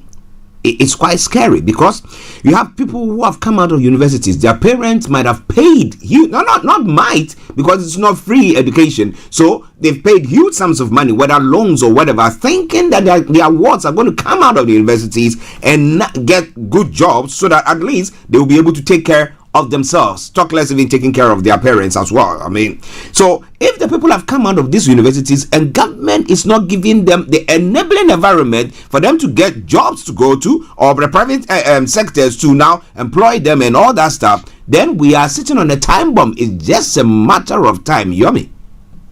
Well, you're right. It's a matter of time before things goes the other way around. If security is not tackled, like I said, the security chiefs that spoke at the Senate on Tuesday spoke at length, talked about food security, talked about good governance. We don't have the good governance, and that is why we're going through so much as well right now. They also talked about the oil theft that is going on in the country. But like I said, if care is not taken, like that report comes, let's go back to that report that is coming out to say that 26.5 million, remember that Nigeria still stands at number one capital poverty of the world, and that means that we are adding more numbers when we should be reducing the numbers as we speak right now. The research result is contained in the November analysis result that was presentation organized by the Kwara Ministry of Agriculture and Human Development in collaboration with the CH and other partners. The report stated that the anticipated people included include, again, internal displaced persons in Zamfara State, Sokoto State, Borno State that we talked about earlier. Speaking at that event, Isiaq Oloruko Oba, the permanent secretary of the ministry, noted that such report paint a gloomy picture of the food, nutrition, security facing the country.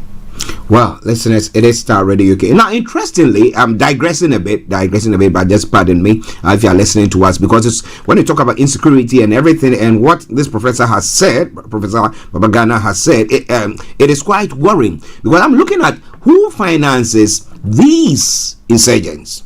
You get it now, because you see them on their motorbikes, and it's not cheap to get a motorbike. And you see them in those pickup trucks. It's not cheap to come by a pickup truck. It's not like maybe there's an assembling plant in Nigeria and they've gone there to go and steal all those vehicles that they have produced. It's not like that. So that means somebody is importing it into the country. Now, government has to sit up and try to investigate those things. And I remember back in the day, during Buhari's time, when a list was given that there were some people who were sponsoring terrorism, and he never gave any names out, and we never heard anything about it. Yomi. Well, financing, these kind of activities, you're quite right. Most of these finance is also from not just the kidnapping that is taking place, the ransom being paid.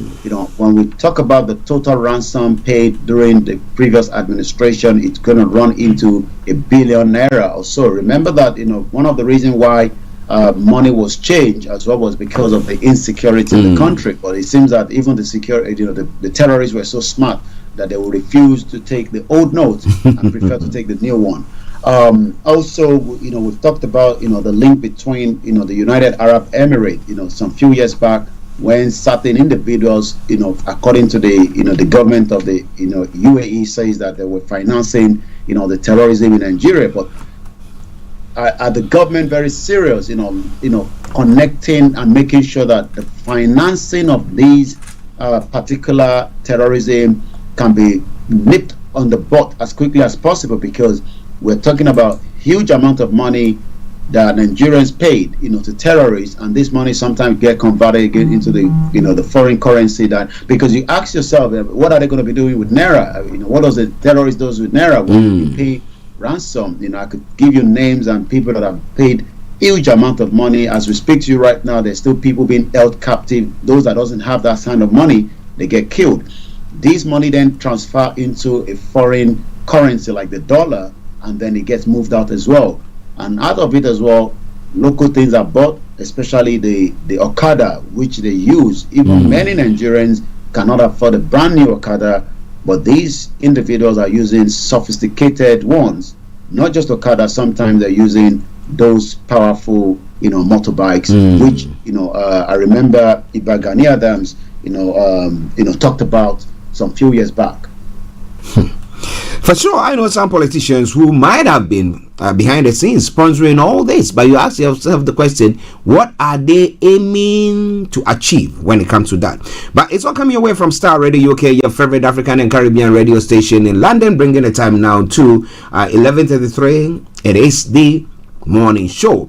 Let's go to some of the other stories. The Kano State Police Command has arrested 7 persons for participating in Wednesday's protest, following the reported contradiction in the judgment of the Court of Appeal sacking Governor Abba Yusuf. Now, this was the concern. Of the Yoruba community in Kano, expressed fear over the claim that Yoruba in the northern state might come under attack because people here will believe they were cheated by a Yoruba president. Yomi, give me more on that. Well, while before coming on air, I was having that discussion behind the scene. Tinubu is a Yoruba man, so it seems that in the north, the belief is that whatever is happening in the north today, in terms of the change of the state governor, which INEC presume, gave us as a winner, but it seems that is going to be overturned now. The Yoruba communities are now worried, and the reason why they're worried is that they might become the target from those in that particular state, because Tinubu has probably interfered in the judicial system. I read a little bit of the the PDP communique yesterday, the Governors Forum, and they have not really pointed fingers at the judiciary, but that will be a different thing to the to those on the ground. I'm talking about the members of each of this political party. So the Kano State Police Command have arrested 7 persons for participating in the Wednesday protest following the report of the contradiction in the judgment of the Court of Appeal sacking the governor Abba Yusuf of the NNPP and then making APC as the candidate that won that election in the state. But there is now a concern from the Yoruba community in Kano State, expressing fear over the claim that since the Bola Tinubu is a Yoruba man, they might come under attack because, they will believe that they were cheated by the Yoruba president. But the report that the both election tribunal and the Court of Appeal nullified the election, Governor Yusuf of the New Nigerian People's Party have now declared the candidate of the ruling All Progressive Congress, Nasiru Gowon, as the winner, following the report of discrepancy. We talked about this a little bit yesterday during the program, but we hope that the security, in the state will protect those community that are concerned as we speak right now. I understand that, the same concern normally the other way around, especially those northerners that are residing as well in the southwest and the southeast, believe that, when things happen, especially with the terrorism that is going on, there seems to be the target as well. But again, it just shows that there's so much tension that continues to bubble up in the country. I'm not too sure how the current administration will be able to look at it. But going into the Secretary General of the group, Taufik Olashebikan, that addressed the new conference in Kano, said, "We are using this platform to call on all the Obas and the leaders to come to our assistance by engaging President Bola Tinubu on the political situation in Kano. We know that in Kano State, in the northern part, it's a different thing entirely. I saw the police running away, as against if it was in the southeast or the southwest, they will come in a very heavy force. But it seems that the police, are not taking it with a very hand-kept glove. It seems that they're really, really not taking it serious. And that is why these individuals are coming out quickly, because things could go much more, the other way around. Well, listeners, it's quite an interesting one, developments from Nigeria. And I know, we have Professor Akintoye, and who's going to be giving a speech, I think, sometime tomorrow. Is it tonight or tomorrow? Whatever, Yomi will let you know. And when you have your people, your own people, living in another part of the country, we are saying, they all continue to say, we are in one nation and all that stuff. And they think that their lives are under threat because they hail from another part of the country. Then we have a problem. Then when people are saying, look, we think we are being marginalized and we want cessation, we want to leave, then they have to be allowed to do so. But what do we think there? It's 11:38, so we're going to be just going on. I know Yomi will want to react to that, but we will let him do so as we go into the next one. 26.5 million Nigerians face hunger in 2024. We've talked about that, and I don't know what preparation the government is putting in place to avert that, because we are looking at the fact that the rice importation is still bad, and then what? Food stuff. I don't know which food stuff is allowed to, but at least rice is a staple food that everybody would have want. To have maybe get that one. You just put some maybe oil in it. You can just eat it. But 26.5 million, and if somebody comes and say, you know what? Come, let us give you some arms. Go and do this, and they will pay you. Why would the people not go in there? A sad one, but it's coming away from Starr Radio UK. A report by Kader Harmony has alerted that about 26 million people in 26 states of Nigeria will face food crisis. Now, Japa, don't migrate abroad without proper papers. Tabiri Erewa wants asylum seekers. And this is the picture behind Olayomi Koiki, which we are going to look at next. How many people don't want to Japa because they've come from the uni and there is no jobs to go to? As I'm saying, when you are sitting down and your tummy is rumbling, then you know that yes, life, this is real life. And would you sit down and just say, I'm going to drink water? How many days can you continue to drink water and see things, life just passing you by? It is easier to say, don't Japa. Yeah, you can say that because you have the means to support yourself. They think that is the only way for them. Yomi, tell us more. Well, yeah, you're right there. The picture you're looking there are some of the Nigerians, that I've watched the video. Again, reading some of the comments, many still even believe that they're better off than some of them at home. So, but they're living in a very sad situation in Canada. Canada is much colder than Europe. If you want to look at it, they're living outside in a tent. It seems now that since that their situation has come on the screen, it looks like they might be moving to a proper accommodation while their document is being looked at into. Right there in the picture with the glasses on is Abike Tabiri. These are individuals that we love to ask questions, but they're very difficult to come and talk to. But I've got a numbers of how many Nigerians have japa to UK, according to the report coming from another paper this morning. Fresh data shows that since the President Bola Tinubu came into office, 141,000 Nigerians fled to the UK in 1 year. So just before Tinubu was coming in, as the economy worsened, the question then is how many Nigerians will japa, to UK, to Libya, to other countries. Earlier this year, the UK government announced some changes to its immigration laws. I'm sure you've been following what is happening in Dublin, a very sad situation, as a young child was stabbed with the mother. That has literally turned Dublin straight into some kind of chaos. We hope things will quickly normalize there. The total of 141,000 Nigerians have migrated to the UK in the last year, according to the fresh data released by the UK government. The figure released by the Office of the National Statistics came as Nigerians embrace economic migration in what has been famously termed Japa, a Yoruba word roughly translate to mean to flee. Flee from what? Flee from poverty, flee from security, flee from medical education, flee from so many things. It's a sad one when especially we see people that we know. I met one of my, we call him the big uncle, he's older than me. When we met at the show yesterday, and for me to know that he has also come to stay with us here in UK, which is nothing wrong, then I start becoming a little bit more concerned, because these are individuals that have the means. I mean, they have big house in Nigeria. I've stayed with him. I've seen his network. I've seen his net worth. But he said to me, he would rather stay in this country right now than stay in Nigeria. How many of us would then run out of the country is the question. So Abike Tabiri is now also saying that if you're going to Japa, the NIDCOM boss urged those without proper documentation who are seeking asylum to desist.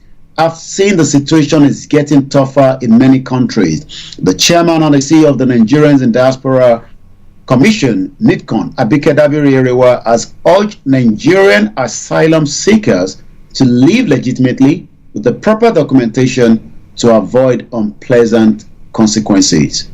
Well, if people think that whatever situation that they find themselves in is worse off than traveling and living under such conditions, that maybe hopefully like the lepers theory there, where they said that if we stay here we die, if we go there we die, at least if we go and they have mercy on us, they give us some food, we will live then. And that is the policy, or that is the means, or that is the move that most of these individuals are using. Because if I was saying earlier on, if government cannot give the enabling environment for people to get jobs, or listen, what do you expect them to do? Should they join terrorist groups? Should they join things like that? Should they go kidnap people? So when our leaders go around the world and flaunting all their this and that, I look at them and I laugh. I laugh because I don't know whether they are serving themselves or serving us. But listeners, it is Starr Radio UK, a very sad one there. Thank you to every one of you on the various platforms that you are watching us on. And it is the Friday edition of the morning show. Mr. Olayomi, Koiki in the north part, North London, and Archie here in the South Studios, and we are bringing you a live program, the the morning show with the updates from Nigeria at the moment. Niger Voices will come your way every Wednesday as it normally does from 18 hours. So Yomi, let me allow you to bring the rest of the stories, because I think we've chopped more of the time there. But yes, so tell us more what is happening in Nigeria and what is happening on the social media platform. Over to you, sir. Just take one more from the news and then we go straight to the social media. We still focusing on the economy, which we've talked about, throughout the program, looking at reason why Nigerians are running away, security, and if things can be better. I'm sure many Nigerians would love to stay behind, especially now that the government is trying to inject almost 1.5 billion into the agriculture. We've talked about, Nigerian economy continuously. Is another sad news again from a current a former CBN chief.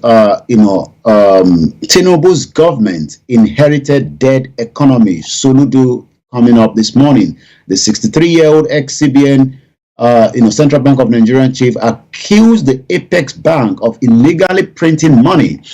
The governor of Anambra State, Professor Charles Soludo, has stated that President Bola Tinubu administration inherited a dead economy from his predecessors.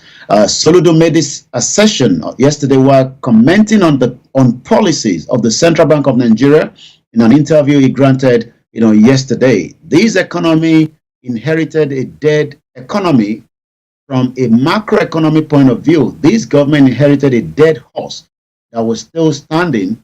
People didn't know it was dead. So can we now automatically say that Nigeria is dead, just standing? Or should we say the other way around? He also went to say that because you can't pour water on a rock and not expect the rock not to be wet, there are humongous challenges.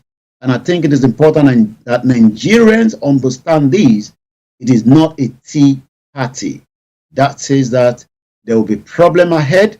How this government tackles it will be something that we'll all have to wait. He also went on to say that putting curbs on the monetary structures, which when he headed the Apex Bank between 2004-2009, he has now accused the former CBN as well, Emefiele, that is now been given a bail condition with 300 million.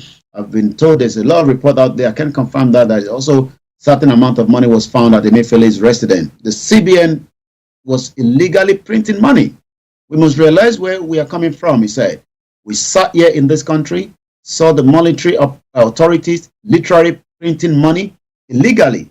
I must say, because I superintend the development of the drafting of the 2007 Bank Act, and to prevent us from where we are today, that is why we had an elliptic clause there that prevents central bank from lending recklessly to the federal government. It seems that Emefiele just decided to lend to whoever wanted to lend, mostly to the cabals that Buhari now confirmed to us hijacked his government. We go straight at 11:47 this morning and see what is trending on the social media this morning. Once again, tonight, Professor Adebanji Akintoye, the leader of the Yoruba World, self-determination movement, will be speaking to the Yorubas. Like I said, not too sure whether that will be, televised, but whatever it is, the full details of that will definitely be heard on the Starr Radio UK morning show on Monday. You'll be talking about the way forward when it comes to the right to the self-determination of the Yoruba people.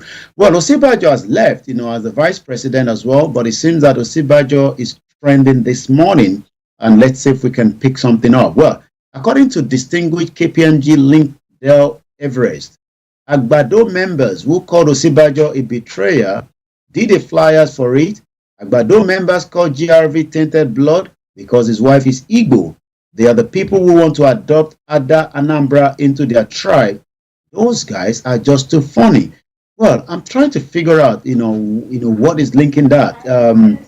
Today's fix it, strike a distraction. Osibajo tells Tinubu's. I'm trying to figure out, why Osibajo is really trending this morning, but it seems that Osibajo might be trending as well. So we're gonna go straight into one more, then we're gonna end the program in just about a few minutes because there's a background at the moment. And Chef Dami is trending as well. I'm gonna come back into the studio, Mr. Archie, so that we can wind down for now. Okay, Yomi, thank you very much for this wonderful update. Listeners, we want to say thank you. Some of you are there, me. Yes, good morning to you, and thank you very much for joining us. And to all you numerous people who have joined us on the various platforms, as I did say earlier, and I salute each and every one of you. But Yomi, before you go. Well, we'll be back again on Monday, and Monday we take it from there, from what Professor will be saying tonight. Once again, it is the finest African and Caribbean radio station in London. Bye for now. Bye-bye. Okay, listeners, that has been Miss Olayomi Koiki in our North London studios, bringing you updates from Nigeria. I'm Archie here, and we are now going to be taking some musical break. And once we come back, we continue with the show. I'm going to bring you everything that you need to know when it pertaining to what is happening across the globe. Keep your fingers and everything crossed. If we should get our money man, then he's going to be bringing you the money hour, and because he promised me that we're going to be looking at the autumn budget statement that was announced by the Chancellor of the Exchequer last Wednesday. So if we get him, yes, keeping fingers and everything crossed, he's going to be bringing you that. If you have any questions pertaining to that, feel free to share it with us. But wherever you are, stay tuned. Enjoy this song from Jeanette, and it says Orele Demi. And I dedicate that song to all the Yorubas in the northern part, Kano, where they're thinking that their lives are at risk. You know what? It's sad one day, but enjoy and see you.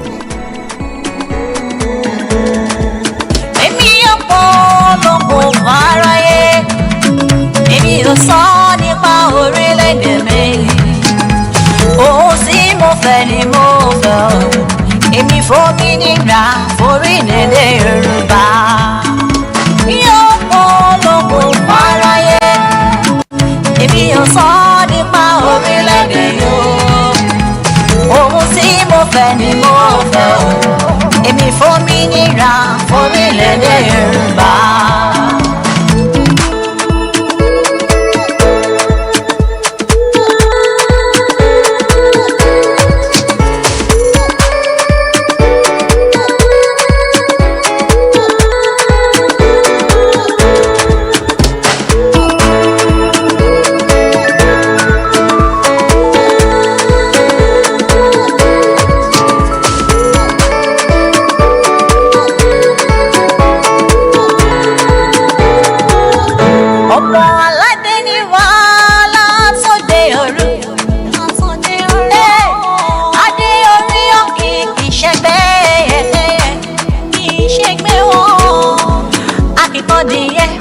Bẹ̀rẹ̀ fún kọ̀lọ̀kọ̀lọ̀ rárá kò jọra.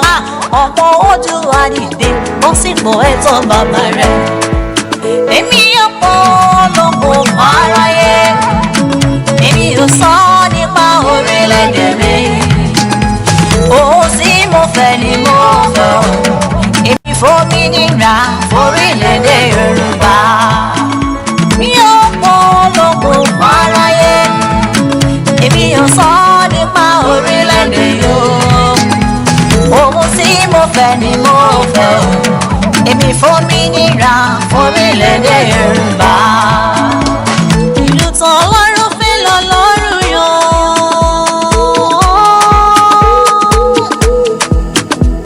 Èyí tó yàn ló tún ṣe lọ́gbọ̀n. Bàbá fẹ́ wá, ó tún yọ wá.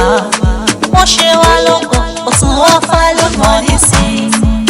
Èmi ọ̀pọ̀ lọ́gbọ̀n fáráyé. Èmi ò sọ nípa orílẹ̀-èdè mi. Ohun tí mo fẹ́ ni mo fẹ́ o.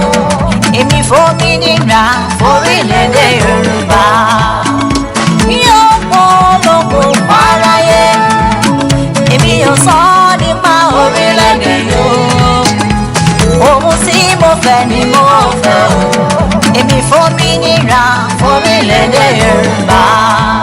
Ọlọ́run dìde jọ̀wọ́ má ṣe wòran mọ́. Ìyà ìsọ̀kẹ́ kò pọ̀ jù lórílẹ̀-èdè. Ṣé bí wọ́n ló gbé àwọn ebèrú dìjà? Bàbá mi dìde jọ̀wọ́ jẹ́rìí ara rẹ̀. Èmi ò mọ̀ lọ́wọ́ fáráyé. Èmi ò sọ nípa orílẹ̀-èdè yóò. Sọ́wọ́rọ̀ yìí. Ohun tí mo fẹ́ ni mo fẹ́ o. Èmi fòmìnira forílẹ̀-èdè Yorùbá. Èmi ò polongo fáráyé. Èmi ò polongo orílẹ̀-èdè mi. Ìbá mi sọ̀rọ̀ ìtùnú sílẹ̀ Yorùbá yìí. Èmi ò fẹ́ o. Àní ọmọ ọlọ́dẹ jẹun bí irọ́.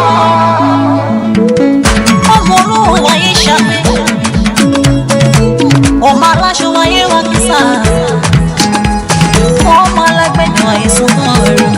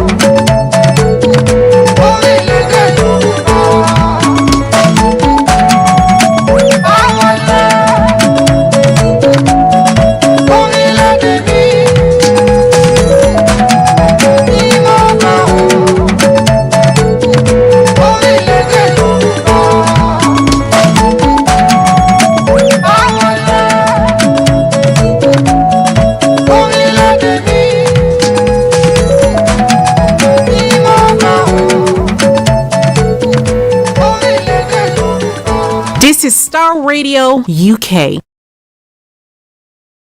You're looking Hi guys, this is your friend Uruj from Sendwave. Sendwave is a money transfer app that is used by people all over the world to send money to their loved ones in Africa.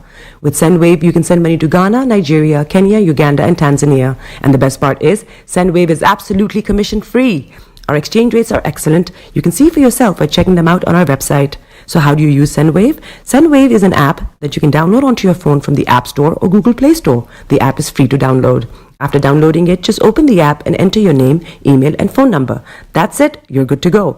Make sure you use the promo code SR. S for Star, R for Radio. This promo code will give you £5 free credit to send to Africa on your first transaction. Your money will be delivered to your recipient within seconds. Feel free to call me on 0749 7377 647 at any time. I'll be happy to tell you all about Sendwave and help you in any way I can. Remember to use the promo code SR for £5 free credit. Medasse. Tune in to On Point here on Star Radio UK with Empress Regina every Monday at 5 p.m. GMT. Looking forward to your company.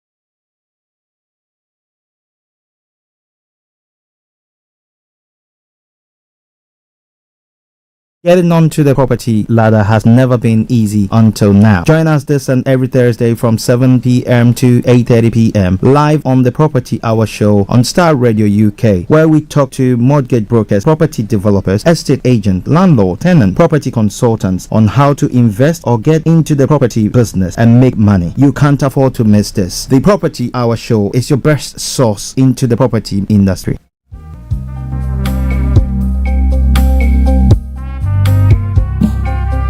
Are you looking for the fastest, reliable, and trustworthy door-to-door shipment company? Well, look no further. When was the last time your family received a shipment back in Ghana on time and in time? You are not sure? Well, Lamb Shippers, we pride ourselves with being the fastest, reliable, and trustworthy shippers you can use. You are assured of a prompt pickup anywhere in the UK by our personnel. They also make sure your items are well packaged to get to its destination in time. When it comes to door-to-door shipment, look no further. Well, Lamb Shippers, contact us on 07939009321 or 07498911820. Or you can visit our website www.welllamp.co.uk. You can also drop us a mail, info@welllamp@gmail.com. Well Lamp Shippers, fast, reliable, and trustworthy.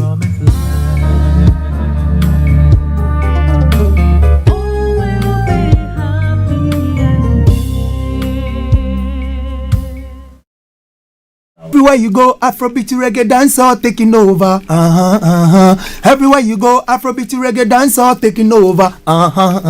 Yo, what's up, people? This is a boy Raskin Bobo One. Tune in every day, every night at the Star Radio UK with the big man them Archie. When I say Orta, you say fire. Welcome back to the program. It is all coming your way from Star Radio UK, your favorite African and Caribbean radio station in London. Bringing the time now exactement 12 p.m. Okay, so now let's move on to some of the other stories making the rounds in other parts of the world. We're keeping fingers crossed that we will get our money man, Mr. Tabiri, to join us this afternoon to throw more light on the benefits or the cuts or whatever we're going to be enjoying from the Chancellor's autumn budget statement that was read last Wednesday. Okay. But for now, let's move on to some of the other. Okay, just bear with me. Other stories making the rounds in other parts of the world. Moving on straight to some other African countries. Now, Oscar Pistorius, do you remember him? Yes, he used to be free on parole from South Africa's prison in January, nearly 11 years after murdering his girlfriend. So soon, 11 years. Boy, oh boy. Well, there are some stories making the rounds in or on the Africa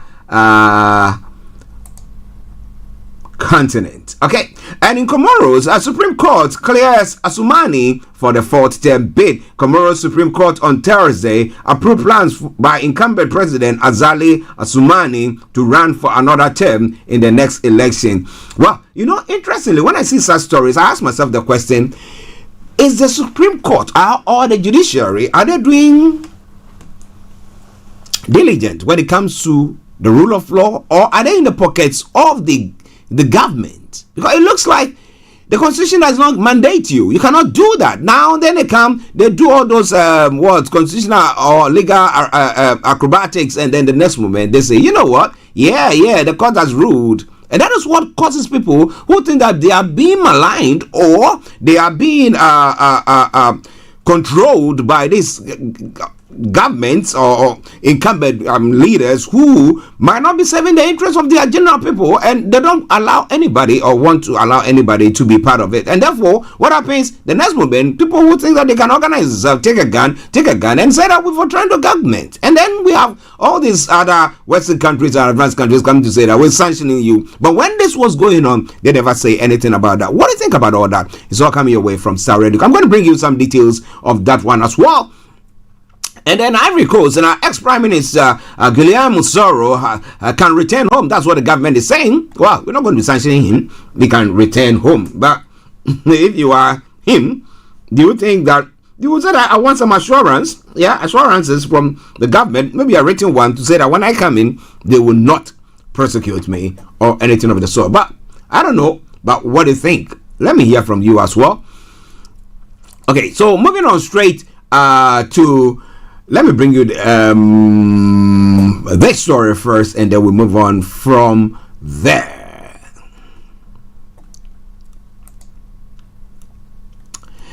Niger's military ruler, General Abdulrahman Tiani, on Thursday met with his counterpart in Mali and Burkina Faso in his first international visit since seizing power in July. Niger's neighbors Mali and Burkina Faso, which are ruled by military leaders who seized power in 2020 and 2022 respectively, have pledged solidarity with Niger's coup leaders. Tiani arrived in Burkina Faso on Thursday evening for a friendship and working visit with Captain Ibrahim Traore. The pair discussed issues common to both countries, in particular the fight against terrorism and socio-economic development. According to a statement from Burkina's president in Bamako earlier in the day, he had thanked his Malian counterpart, Colonel Assimi Goita, for the support and determination of the Malian authorities and people to work with the authorities and people of Niger, whatever the obstacles are. The three Sahel countries in September signed a pact that includes provisions for mutual defense in the event of an attack on the sovereignty and territorial integrity of any of their countries. While in Mali, Tiani said the aim of the alliance was to transform the Sahel region from an area of insecurity to an area of prosperity. And that's going to be an interesting one, isn't it? Well, it is all coming your way from Starr Radio UK. It is your favorite African and Caribbean radio station in London. So, on the African front, now West Africa has responded to huge diphtheria outbreaks by targeting unvaccinated population. At least 573 people out of the 11,640 diagnosed with the disease are in Nigeria have died since the current outbreak started in December 2022. We hope that the authorities set up and see to that. Now, moving on straight to what is happening in the Ivory Coast. The former Ivorian Prime Minister Guillaume Soro, in exile, who has been in exile for 4 years, can return to his country, but it is the justice system that will decide on the enforcement of his conviction in Cote d'Ivoire, declared the Ivorian government spokesperson yesterday. Now, Guillaume Soro can return whenever he wants. Indeed, the country is open, stated Amadou Coulibaly following a cabinet meeting. Coulibaly further said the justice and implementation of the prison sentence which Soro has handed or was handed were the concerns of Cote d'Ivoire Judicial Administration. All those who wanted to return have returned, and we see them in the country, sometimes even participating in political meetings, he assured, recalling the means put in place by the President Alassane Ouattara so that all those who had self-exile could return. The former leader of the rebellion that controlled the northern half of Cote d'Ivoire in 2000 and later Prime Minister of the President of National Assembly, Guillaume Zoro, announced nearly 2 weeks ago that he was ending his exile and returning to Africa. He had left Cote d'Ivoire in 2019 after falling out with the current President Alassane Ouattara. In 2020, he was sentenced in absentia to 20 years in prison for complicity in embezzlement of public funds in Cote d'Ivoire, and a year later to life imprisonment for endangering the security of the state. Long before Mr. Soro's conviction in 2021, President Ouattara had declared that for him it would be life imprisonment.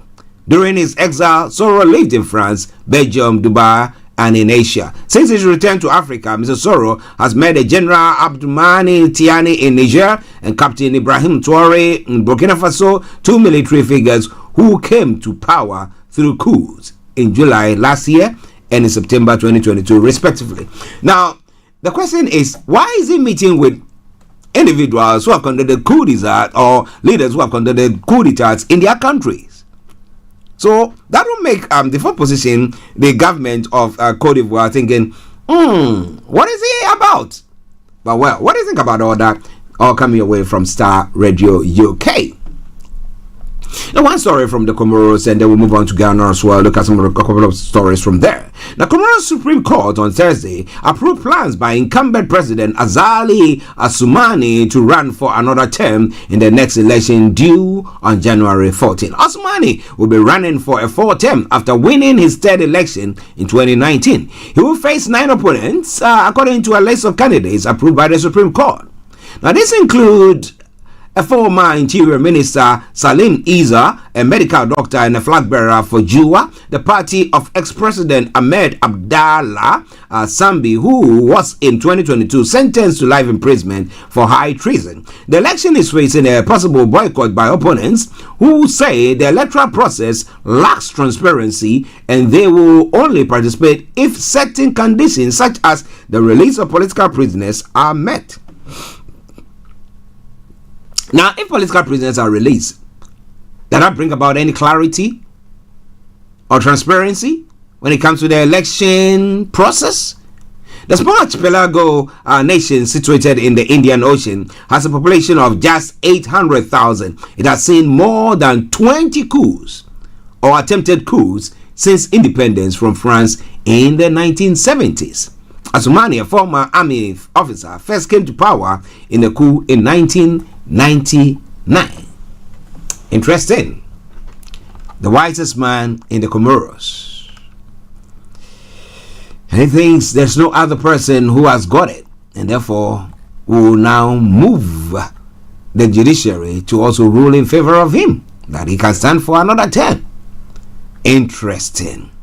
Do we learn at all? That is a big question. But listeners, it is Starr Radio UK. It is your favorite African and Caribbean radio station in London. Now in Ghana, a couple of stories and then we leave there.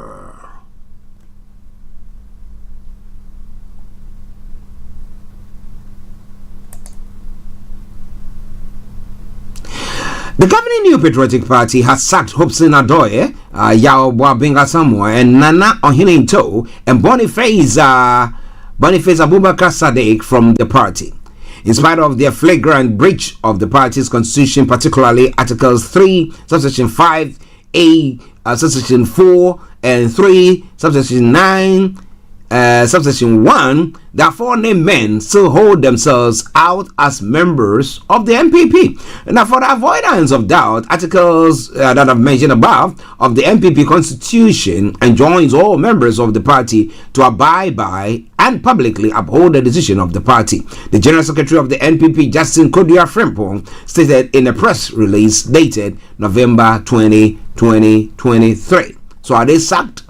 And what is going to be the repercussion of their being shown the door from their party? Okay, well, they've all got followers, aren't they? Or would their followers now also betray them and say, you know what, this is time for us to make money, and that is the way forward? What do you think?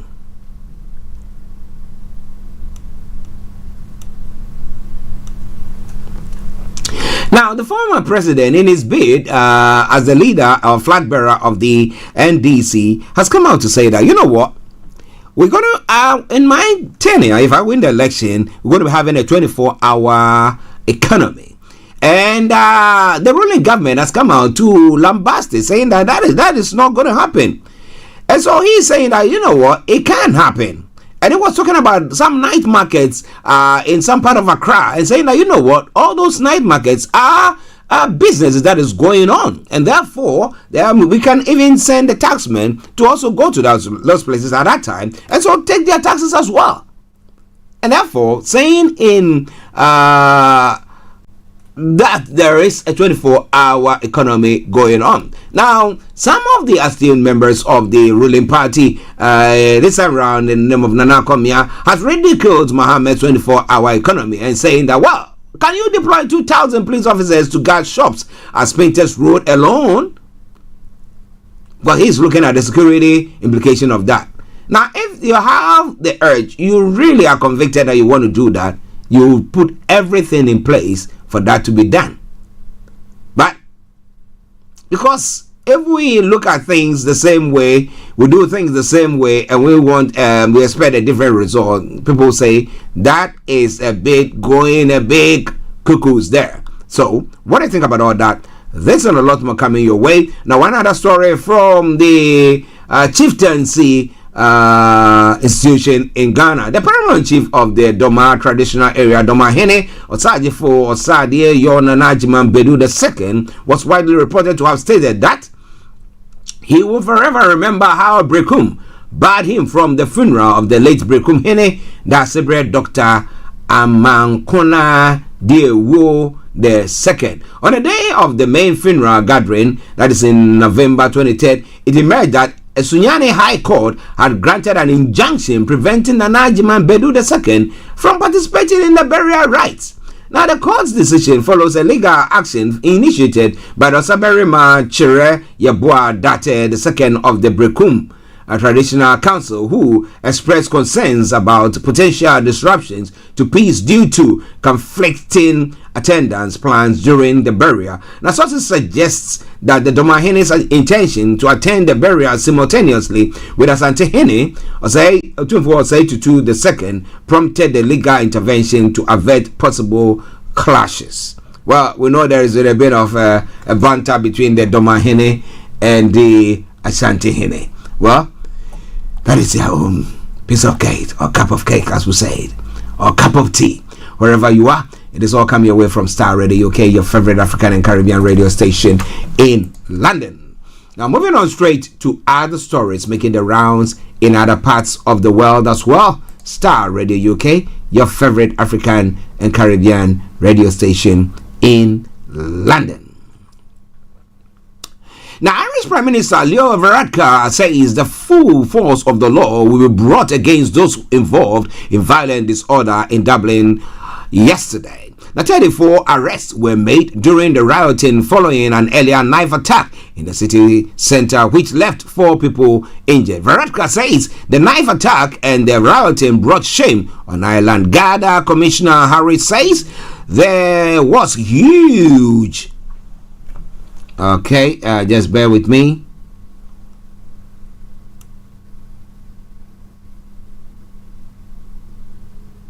Okay. Our money man has come back to us. Says that, well, we will not be able to bring you that that discussion on the autumn budget statement. So, promising that next week, God willing, he will be up and running, and we will bring you that. Okay. Okay, well, because he's been pressed with, he's a very, very busy man. So, yeah. Okay, now the police earlier said a 5-year-old girl was in emergency care following the knife attack. A woman in her 30s and 2 other children, aged 5 and 6, were injured in the attack. Now, officers said they weren't looking for anyone other than a man involved in the incident. Investigators say they are keeping an open mind about any motive. So what brought about this stabbing?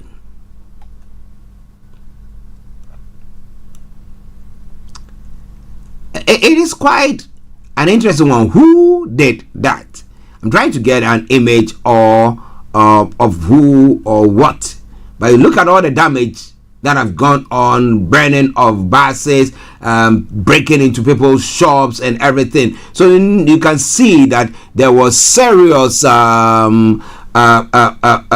insecurity issue that was going on. Now, ask what he will say to people who are concerned by immigration. Veronica says Ireland will be a vastly inferior place without it.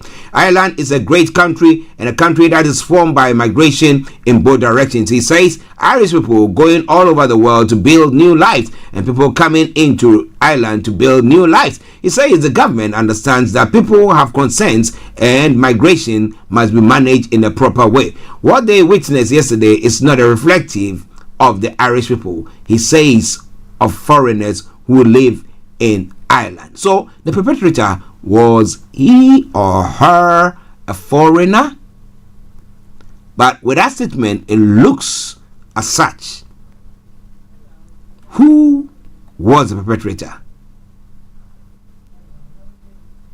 Okay, but we'll bring you more about that as the day and the time unfolds. But for the moment, we will have to leave that scene and go to other stories making the rounds this morning. Starr Radio UK, your favorite African and Caribbean radio station in London.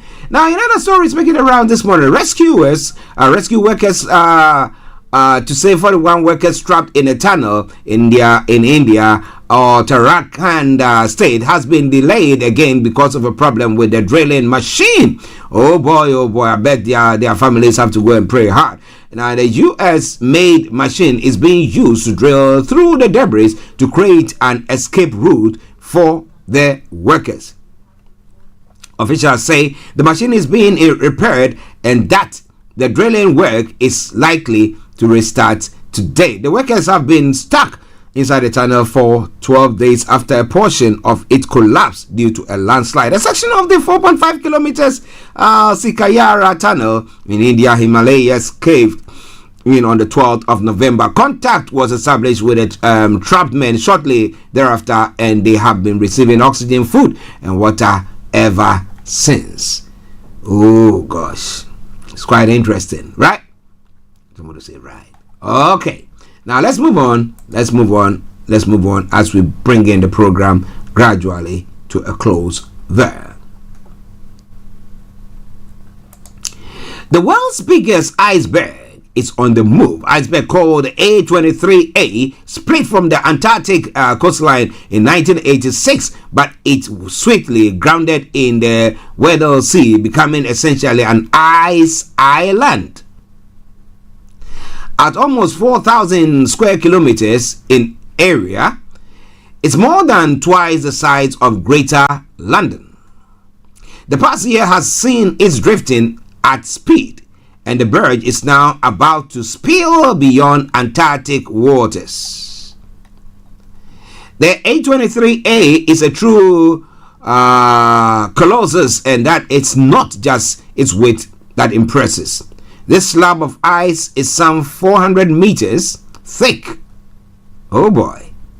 For comparison, the London Shard, the tallest skyscraper in Europe, is a mere 310 meters tall. So, wow. Oh man. Okay.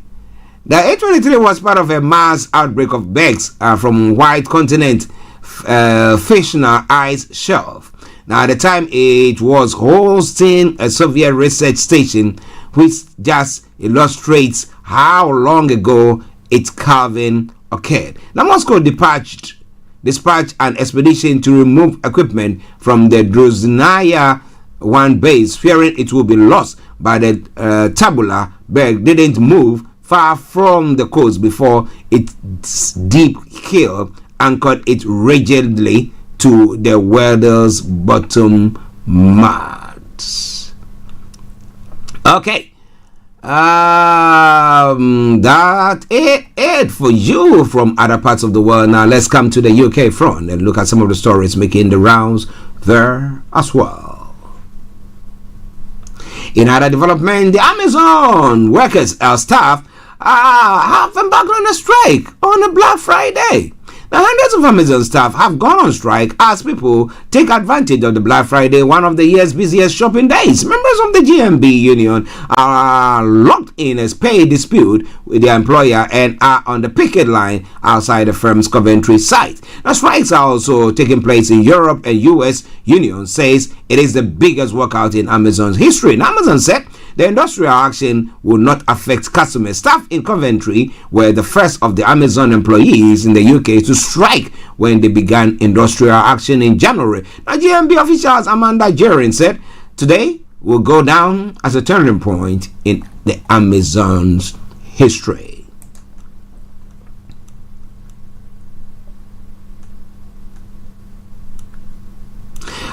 Some breaking stories as well. They have the HSBC has apologized as mobile and online banking went down. Really sorry for the problem which comes on busy shopping day, Black Friday. So I don't know whether it's resumed or it's up and running now, but those are some of the stories making the rounds there as well.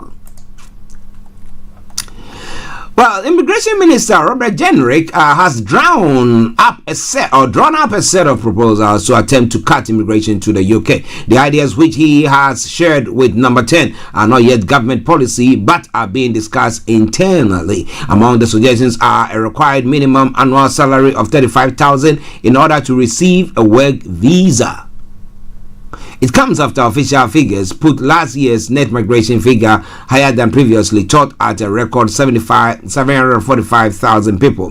This has led to calls for more action to bring down migration from Tory MPs. Now, Rishi Sunak said levels of immigration are too high and need to come down to sustainable levels. The Prime Minister added that the government plans to clamp down on dependence of students arriving in the UK.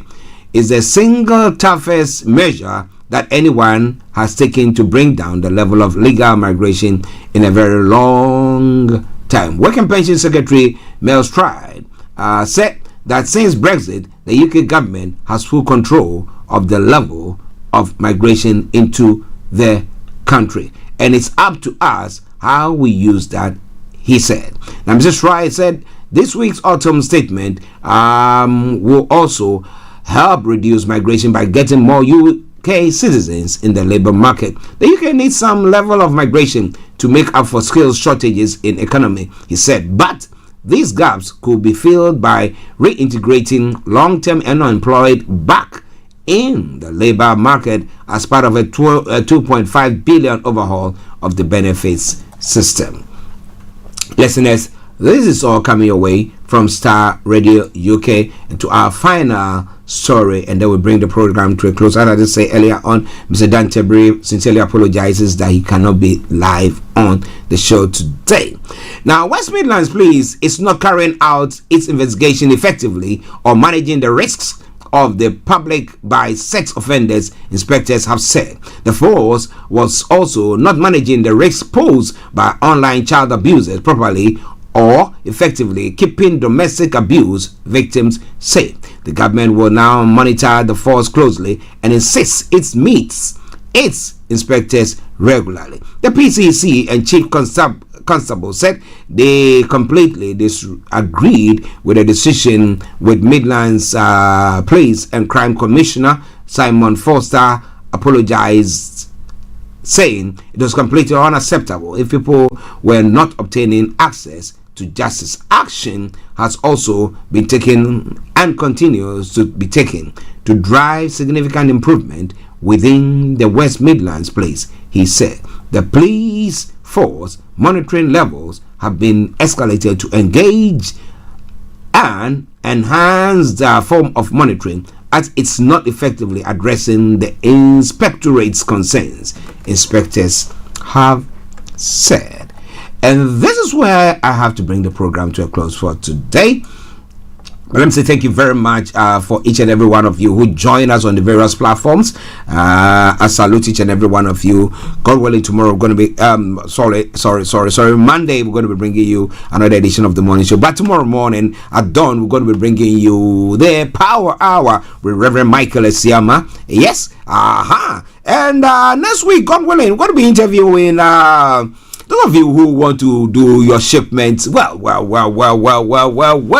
Who do we have? Well, lamb shippers are going to be telling you a promotion that they are having in this part of the world. Well, lots of things. This morning I was having a one-on-one with a discussion with the bosses, and they were telling me all the lovely promotions that they have. So maybe during this time, running to the end of the year, where you want to maybe export some stuff or send some stuff down to Ghana and other African or West African countries, they'll be telling you more about that. So keep your diaries free and keep your dial so logged on Starr Radio anytime we are on. And I promise you one thing for sure, I'm going to bring you that. But well, I bring the program to a close by bringing you this song from the Coffee Boham. And I tell you one thing for sure, never give in, never give up, don't throw in the towel, because even broken pencil still writes. Enjoy it. When that song ends, you don't hear from me. It's been me, Archie, saying have a wonderful weekend.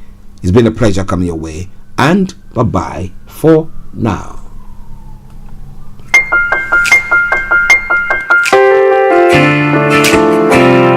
Alright. This is a letter to the broken.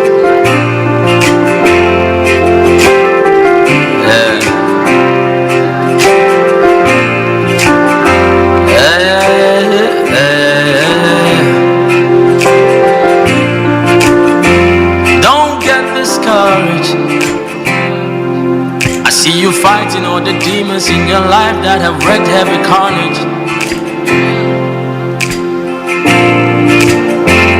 Don't be dismayed. I know you think that your dreams and everything that you hope for seem to be late.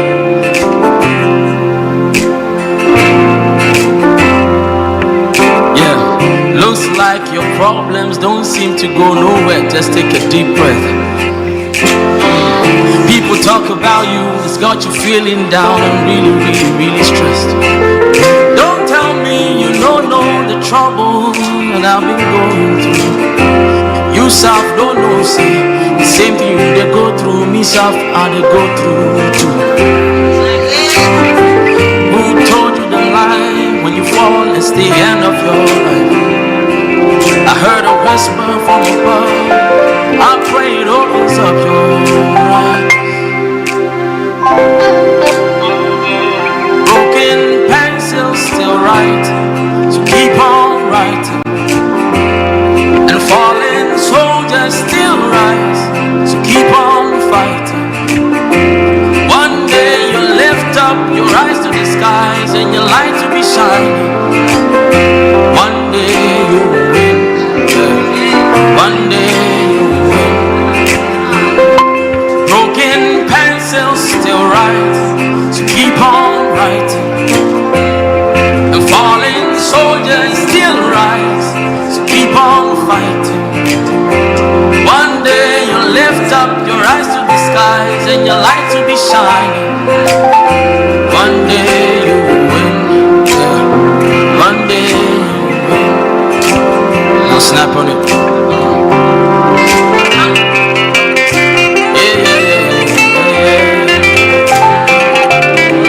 This is Starr Radio UK. News around this life is not fair. Thanks for listening. You gave your heart to the wrong folk, they broke it, and now you put it on free.